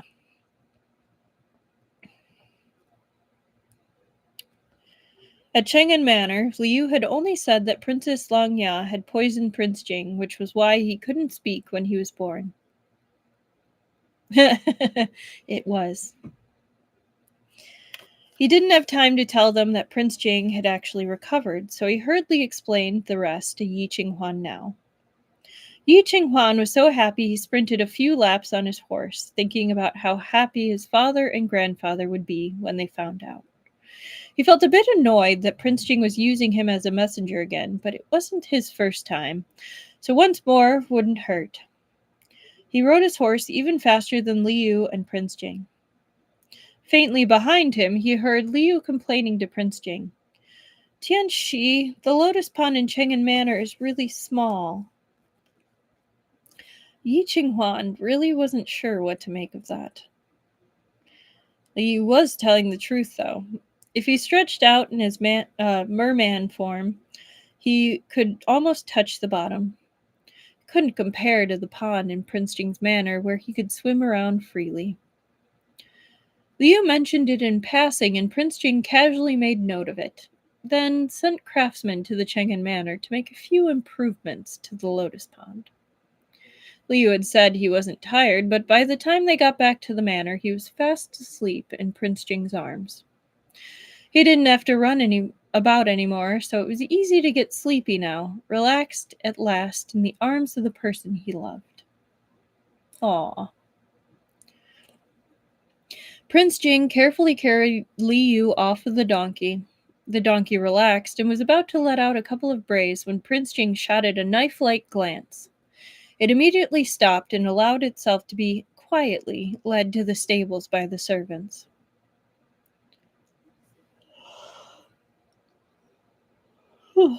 Prince Jing brought Liu into the room and placed him on the bed. He looked him over several times, and once he'd confirmed that he was truly uninjured, he tucked him into the light blue brocade quilt with green edges. He got into bed too and hugged the fish. It is pretty funny that Prince Jing just casually renovates the Yi Manor like that.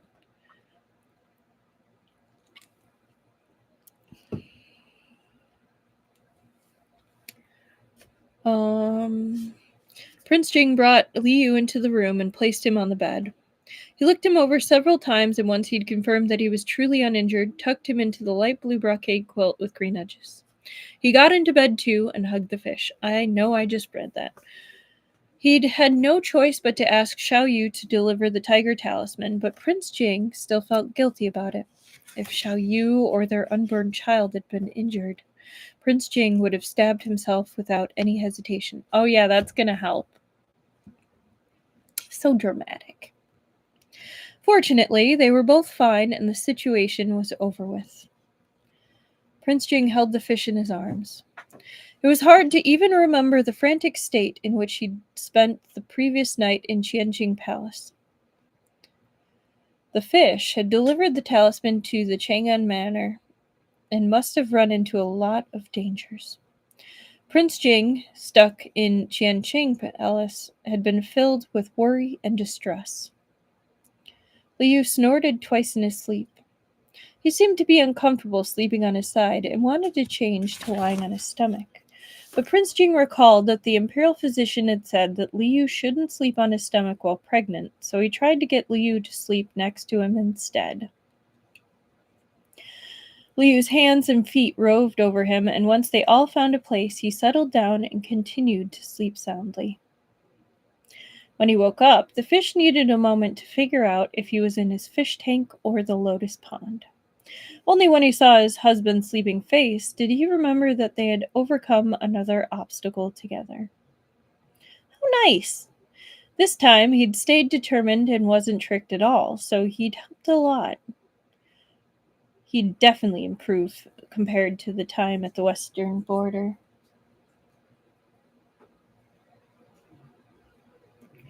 There should be nothing else in the way of Prince Jing's ascending to the throne after this obstacle. Liu stared at his husband's handsome side profile. The more he stared at him, the happier he felt, and he leaned in to sneak a kiss. At the same time, he removed his limbs from where they were draped all over Prince Jing's body. Now that Princess Langya's rebellion was quelled, would the share the country mission be completed? Liu took the chance to enter the system, but found that the mission was still in progress. It still wasn't over? But the system had given him a notification in response to the rebellion. Was it because if the throne was successfully stolen, the country in sharing the country of the tyrant would be gone? So the system gave a clear signal in response to that milestone? Okay. It was partially blocked and it seemed like completing the mission would need to wait until Prince Jing ascended to the throne. Liu wasn't in a hurry. He quickly checked on the 4 children through the fish children status function. The children were back already. Since he and Prince Jing were resting, Wang Shi didn't want to bother them, so he'd taken the young masters to play in the manor instead. The 4 children were playing hide-and-seek with Wang Gonggong. Liu smiled and exited the system. When he woke up, he found that his hands and feet, which he'd previously taken off of Prince Jing, were now entangled with his husband again. How did that happen? Normally, when he entered the system, he'd laid there like a corpse, not clinging to others. Did he sleepwalk? No. Liu realized that Prince Jing was the one who'd held him, pulled him closer.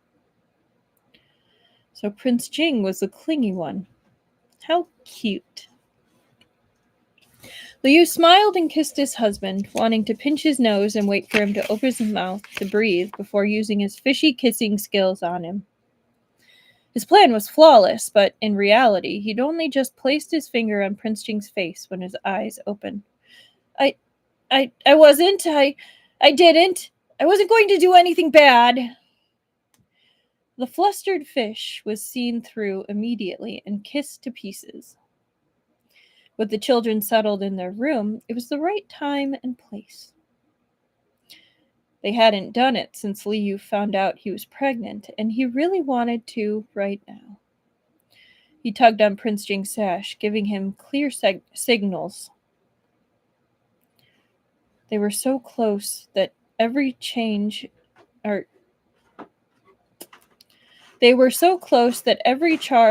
in the other change. Oh my goodness, I could tell I'm getting tired. They were so close that every change in the other was obvious. Prince Jing glanced at his flat stomach. When he'd asked imperial physicians before, they said that sex was not recommended during the early stages of pregnancy. Though he wanted it too, he knew he had to restrain himself. It'll be fine, Liu said to persuade him. He really wanted it. She's not fragile. I swam around and even rode a donkey. As long as we go slower than usual, it should be fine. Liu tried his best to flirt, but he was still a little bit shy. He fiddled with the quilt as he blushed and then said, I'm not very good at riding donkeys, but riding I'm still good at. He shot a look at Prince Jing after he quickly mumbled his way through the end of the sentence. But Prince Jing's hearing was quite good, and he heard it all. To prove that he could do it, Liu changed his position to a more suitable one. The lusty fish looked down, his eyelashes nervously fluttering like butterfly wings on his cheek,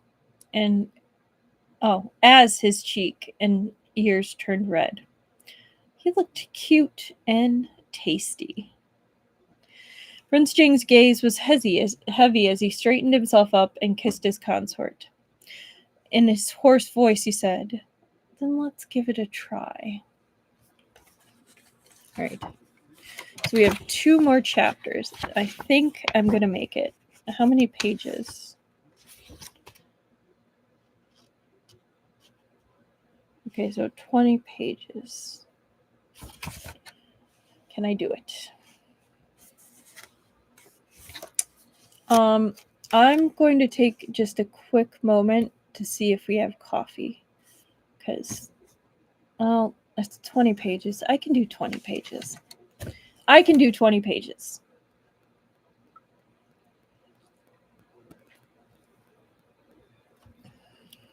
Okay. Chapter 136. Number 1 fish in the world. Thank you, Esper Lady. Princess Langya's rebellion had been quelled, and because her corpse had melted into nothing, her family bore the brunt of the emperor's fury.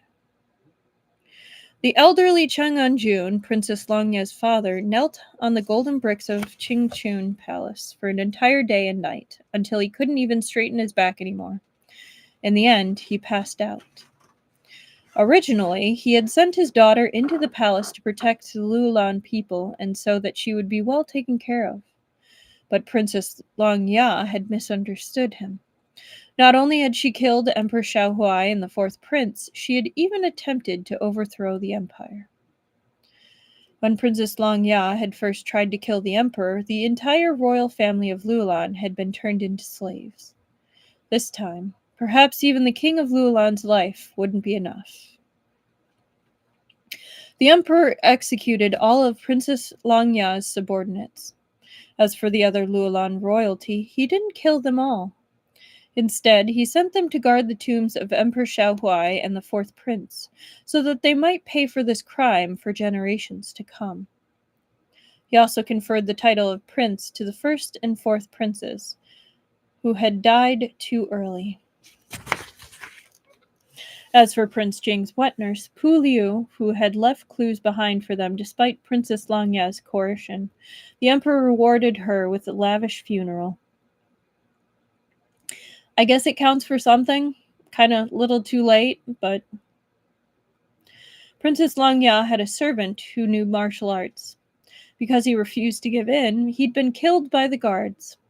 Later, it was discovered that this servant had also changed his appearance, but his original appearance had been very ordinary. It was strange that he'd felt the need to disguise himself in the first place. That's harsh. That is a actually thick burn. The news traveled from head eunuch Luo to Liu. After some careful questioning about the servant's appearance, Liu found himself recalling the servant who had forced Pu Liu to take the poison. They had never been able to find that servant. Since Princess Langya was behind it all, perhaps that was the servant in the memory. Princess Langya had caught the emperor completely off guard. It served as a warning. The palace was not a peaceful place. In order to completely rid the palace of any remaining Luolan influence, the emperor thoroughly investigated every single person in the palace. I guess so, yeah.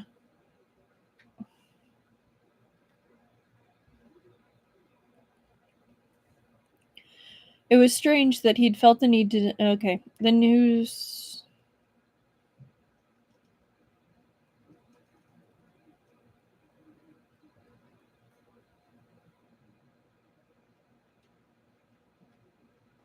The investigation unearthed many old incidents, and the Emperor had no choice but to address them all.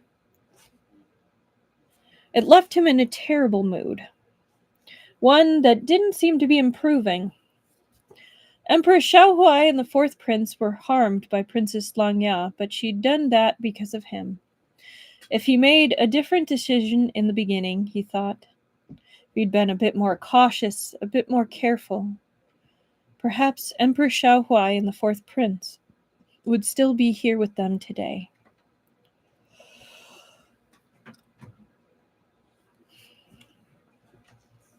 But there was no medicine in the world that could cure regret. He had lost his wife forever. The emperor suspended the court for several days, dispirited and listless, and had no energy to pay attention to the harem. Head eunuch Luo was out of ideas and secretly asked Prince Jing for help. He spent almost all his time around the emperor and knew very well that when the emperor's spirits were down, the little shizzy was the most effective medicine. Right? It's really nice when you don't have to explain anything anymore. That's why I love this community. Like, so many of us get it, and those that don't will either look it up or have it explained to them.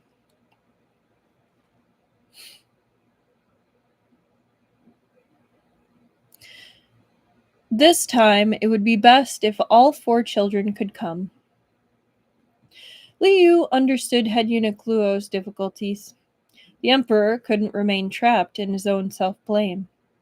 There were still many military and national issues that the emperor had to take care of, so they needed him to recover as fast as possible. Right? We just pass around the brain cell.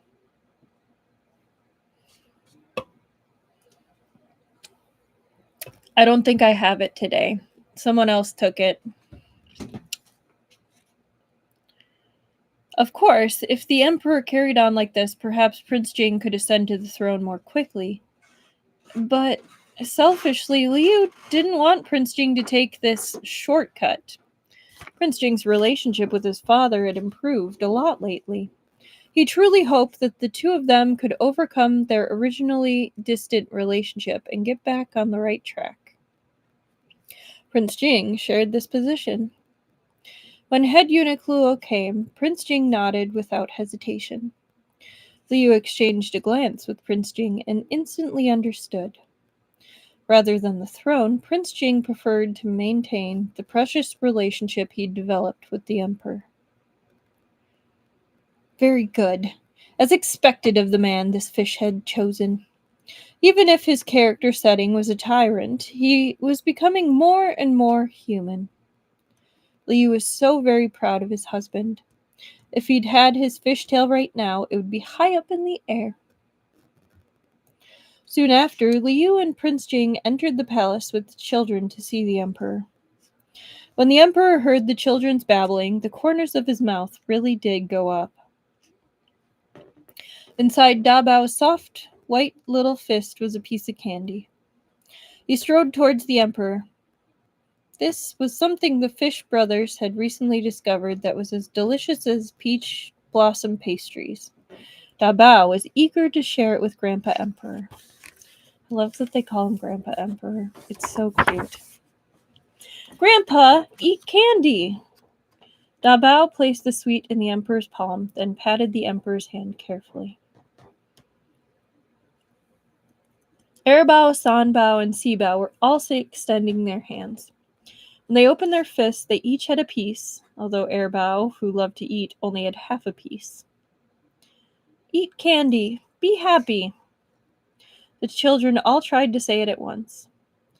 This was something their wet nurse, Madame Chin, had said to them once when she was feeding them candy. Da Bao had a good memory, so hearing it one time was enough for him to remember it, and he'd taught it to his brothers. The kids really are cute. And are definitely the best depression cure for the Gramps.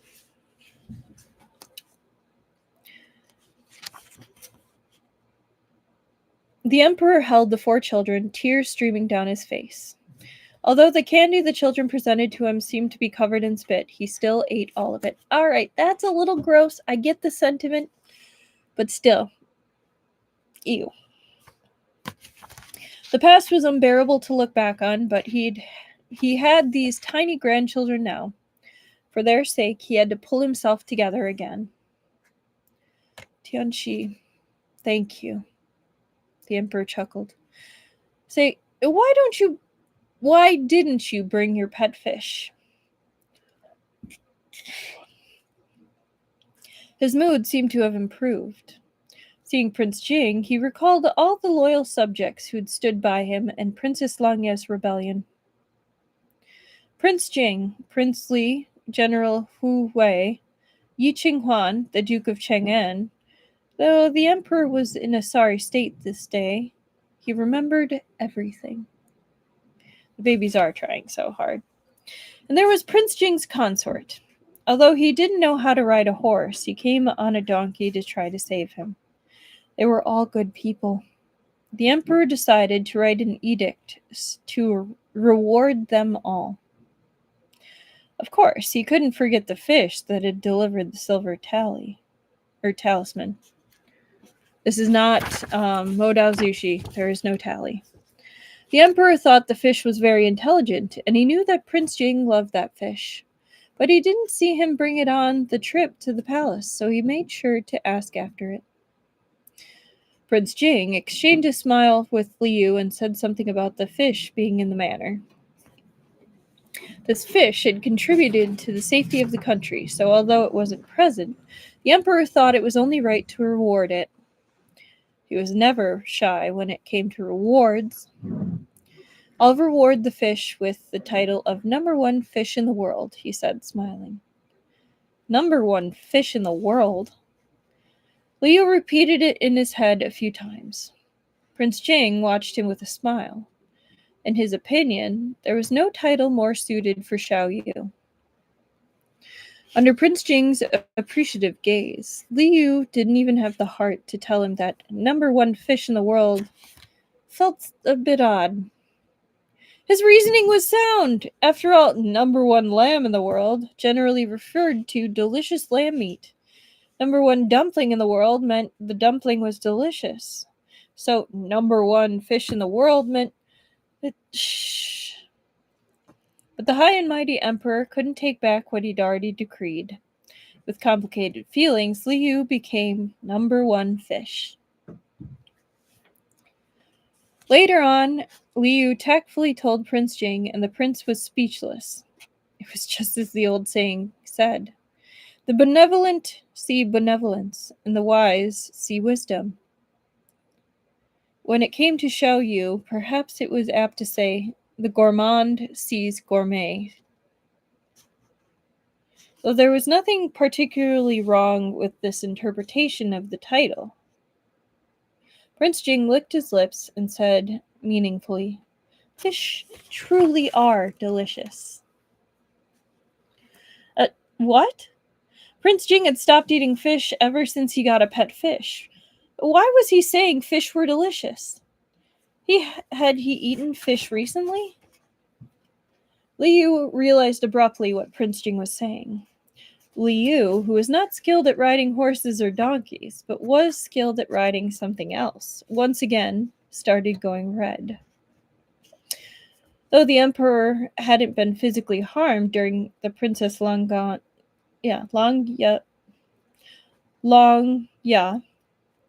incident, he quite clearly didn't have as much energy as before. In the past, he could discuss politics with court officials the whole night. Now he heard the word politics, and it gave him a headache. But he couldn't just ignore the issues that were piling up. The emperor's gaze fell on Prince Jing. When he was being held by Princess Langya, Prince Jing had stepped forward bravely several times. There was no need to test him further. He wanted a sensible heir. Prince Jing was the most sensible and most perfect. Yeah, I don't know if I'm going to make those 20 pages. I think I'm going to finish this chapter, and then I think I'm done. I'm actually really, really tired. Well, let's see once I get there. He chuckled. Tianxi, since you're here, can you help me with something? Prince Jin gave him an inquisitive look. The Emperor ordered Luo Shang to bring over all the reports that had been piling up. Then he picked up his brush, pointed at the reports, and said half-jokingly, "If you go through all these reports for me, I'll choose you as Crown Prince." Well, thank you, guys. Yeah, there's 2.5 pages left for this chapter, and then I think I'm done. Today was a really long day. You're all sweet.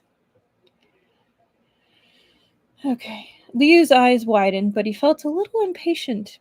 With the way things were now, Prince Jing had saved the Emperor enough times to be the Crown Prince 10 times over. Why did the Emperor need to dangle it over their heads like this and ask Prince Jing to do paperwork? Did this mean if he didn't do a good job, he couldn't become Crown Prince? Liu was worried about how Prince Jing was going to handle this. Prince Jing did want to be the Crown Prince, and he wouldn't dally when it came to the Emperor's requests. Without saying anything, he accepted the reports. The Emperor admired his straightforward attitude. Meanwhile, head eunuch Luo kept wiping sweat off his forehead. He knew something Prince Jing did not. The Emperor had long since prepared the edict announcing Prince Jing as the Crown Prince. He was just messing around. That's kind of funny. For some reason, since choosing his heir, the Emperor seemed to become a little bit unreasonable.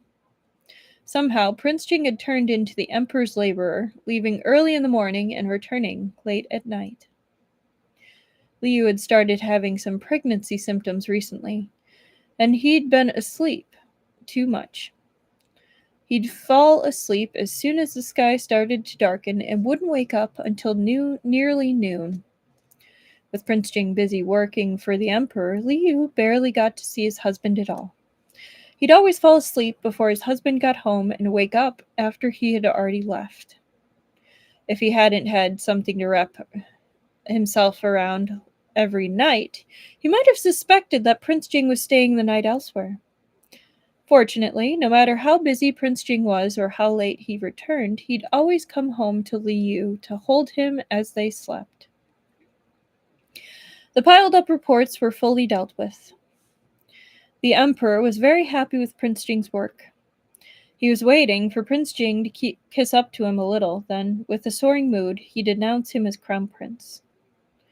But Prince Jing didn't ask for the title of Crown Prince. He just asked the Emperor to let him go home early. He was just as stubborn as his father. Though he wanted to be Crown Prince, he cared about his wife and children more. If the Emperor wanted him to be the Crown Prince, he would eagerly step up to the plate. But if the Emperor wouldn't give him the title, he wouldn't try to take it. Xiao Yu had once said, "Things that are yours will end up in your hands in the end, and things that are not yours will never stay in your hands." The Emperor sighed. He remembered Liu teaching that lesson to the children too. Why are you in such a rush to get back home?" he chuckled. The couple sure had a good relationship. Not even he and the Empress had been this clingy back in the day. Prince Jing was afraid the Emperor would misunderstand Liu. He's pregnant again," he said carefully. "I think of him constantly." Prince Jing's consort was pregnant again? The Emperor was delighted. He no longer cared about the slight mishap from earlier. He sent Prince Jing away in a hurry and even sent a group of imperial physicians with him, telling them to answer to Prince Jing's every command and not to disturb the consort. When Prince Jing returned, Liu was sitting in a rocking chair in the courtyard, wrapped up in a seaweed green blanket and dozing off. Wang Gonggong was playing a game of eagle and chicks with the children. To the side, their pet rabbit was nibbling on bright green lettuce leaves while two fat ducks swam together in the pond. They shook their wings, quacking to each other along with the laughter of the children. All sorts of noise filtered through Liu's ears, and he vaguely heard Wang Gongong chatting with someone. Our Highness is highly coveted among the aristocracy and nobles. Apparently, all these families have beautiful daughters just at the right age. They all want to come be the prince's side consort. What side consort? Liu had been drifting off to sleep. As soon as he heard about the possibility of a rival, he shot awake immediately.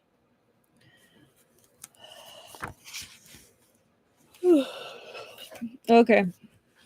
Yeah, we're gonna be done. I'm definitely fading, but I will definitely see you all on Thursday for reading number 5, which will be 137 to probably 143. And it will be delightful. Thank you, Esper Lady. I definitely will. I don't think I'm going to leave a note tonight. I think I might just go to bed. I'm glad you had fun. See you next time. See you this Thursday. And thank you everyone who's watching at a different time. I hope you enjoyed. Sorry I was extra sleepy. I probably wasn't the most clear with some of the words, but yeah. Yeah, the Luolan arc is wild. We got through most of it in like two sessions, so I'm really excited with how we ended that. But yeah. Good night, everybody. See you Thursday. Have a good time between the days. Bye.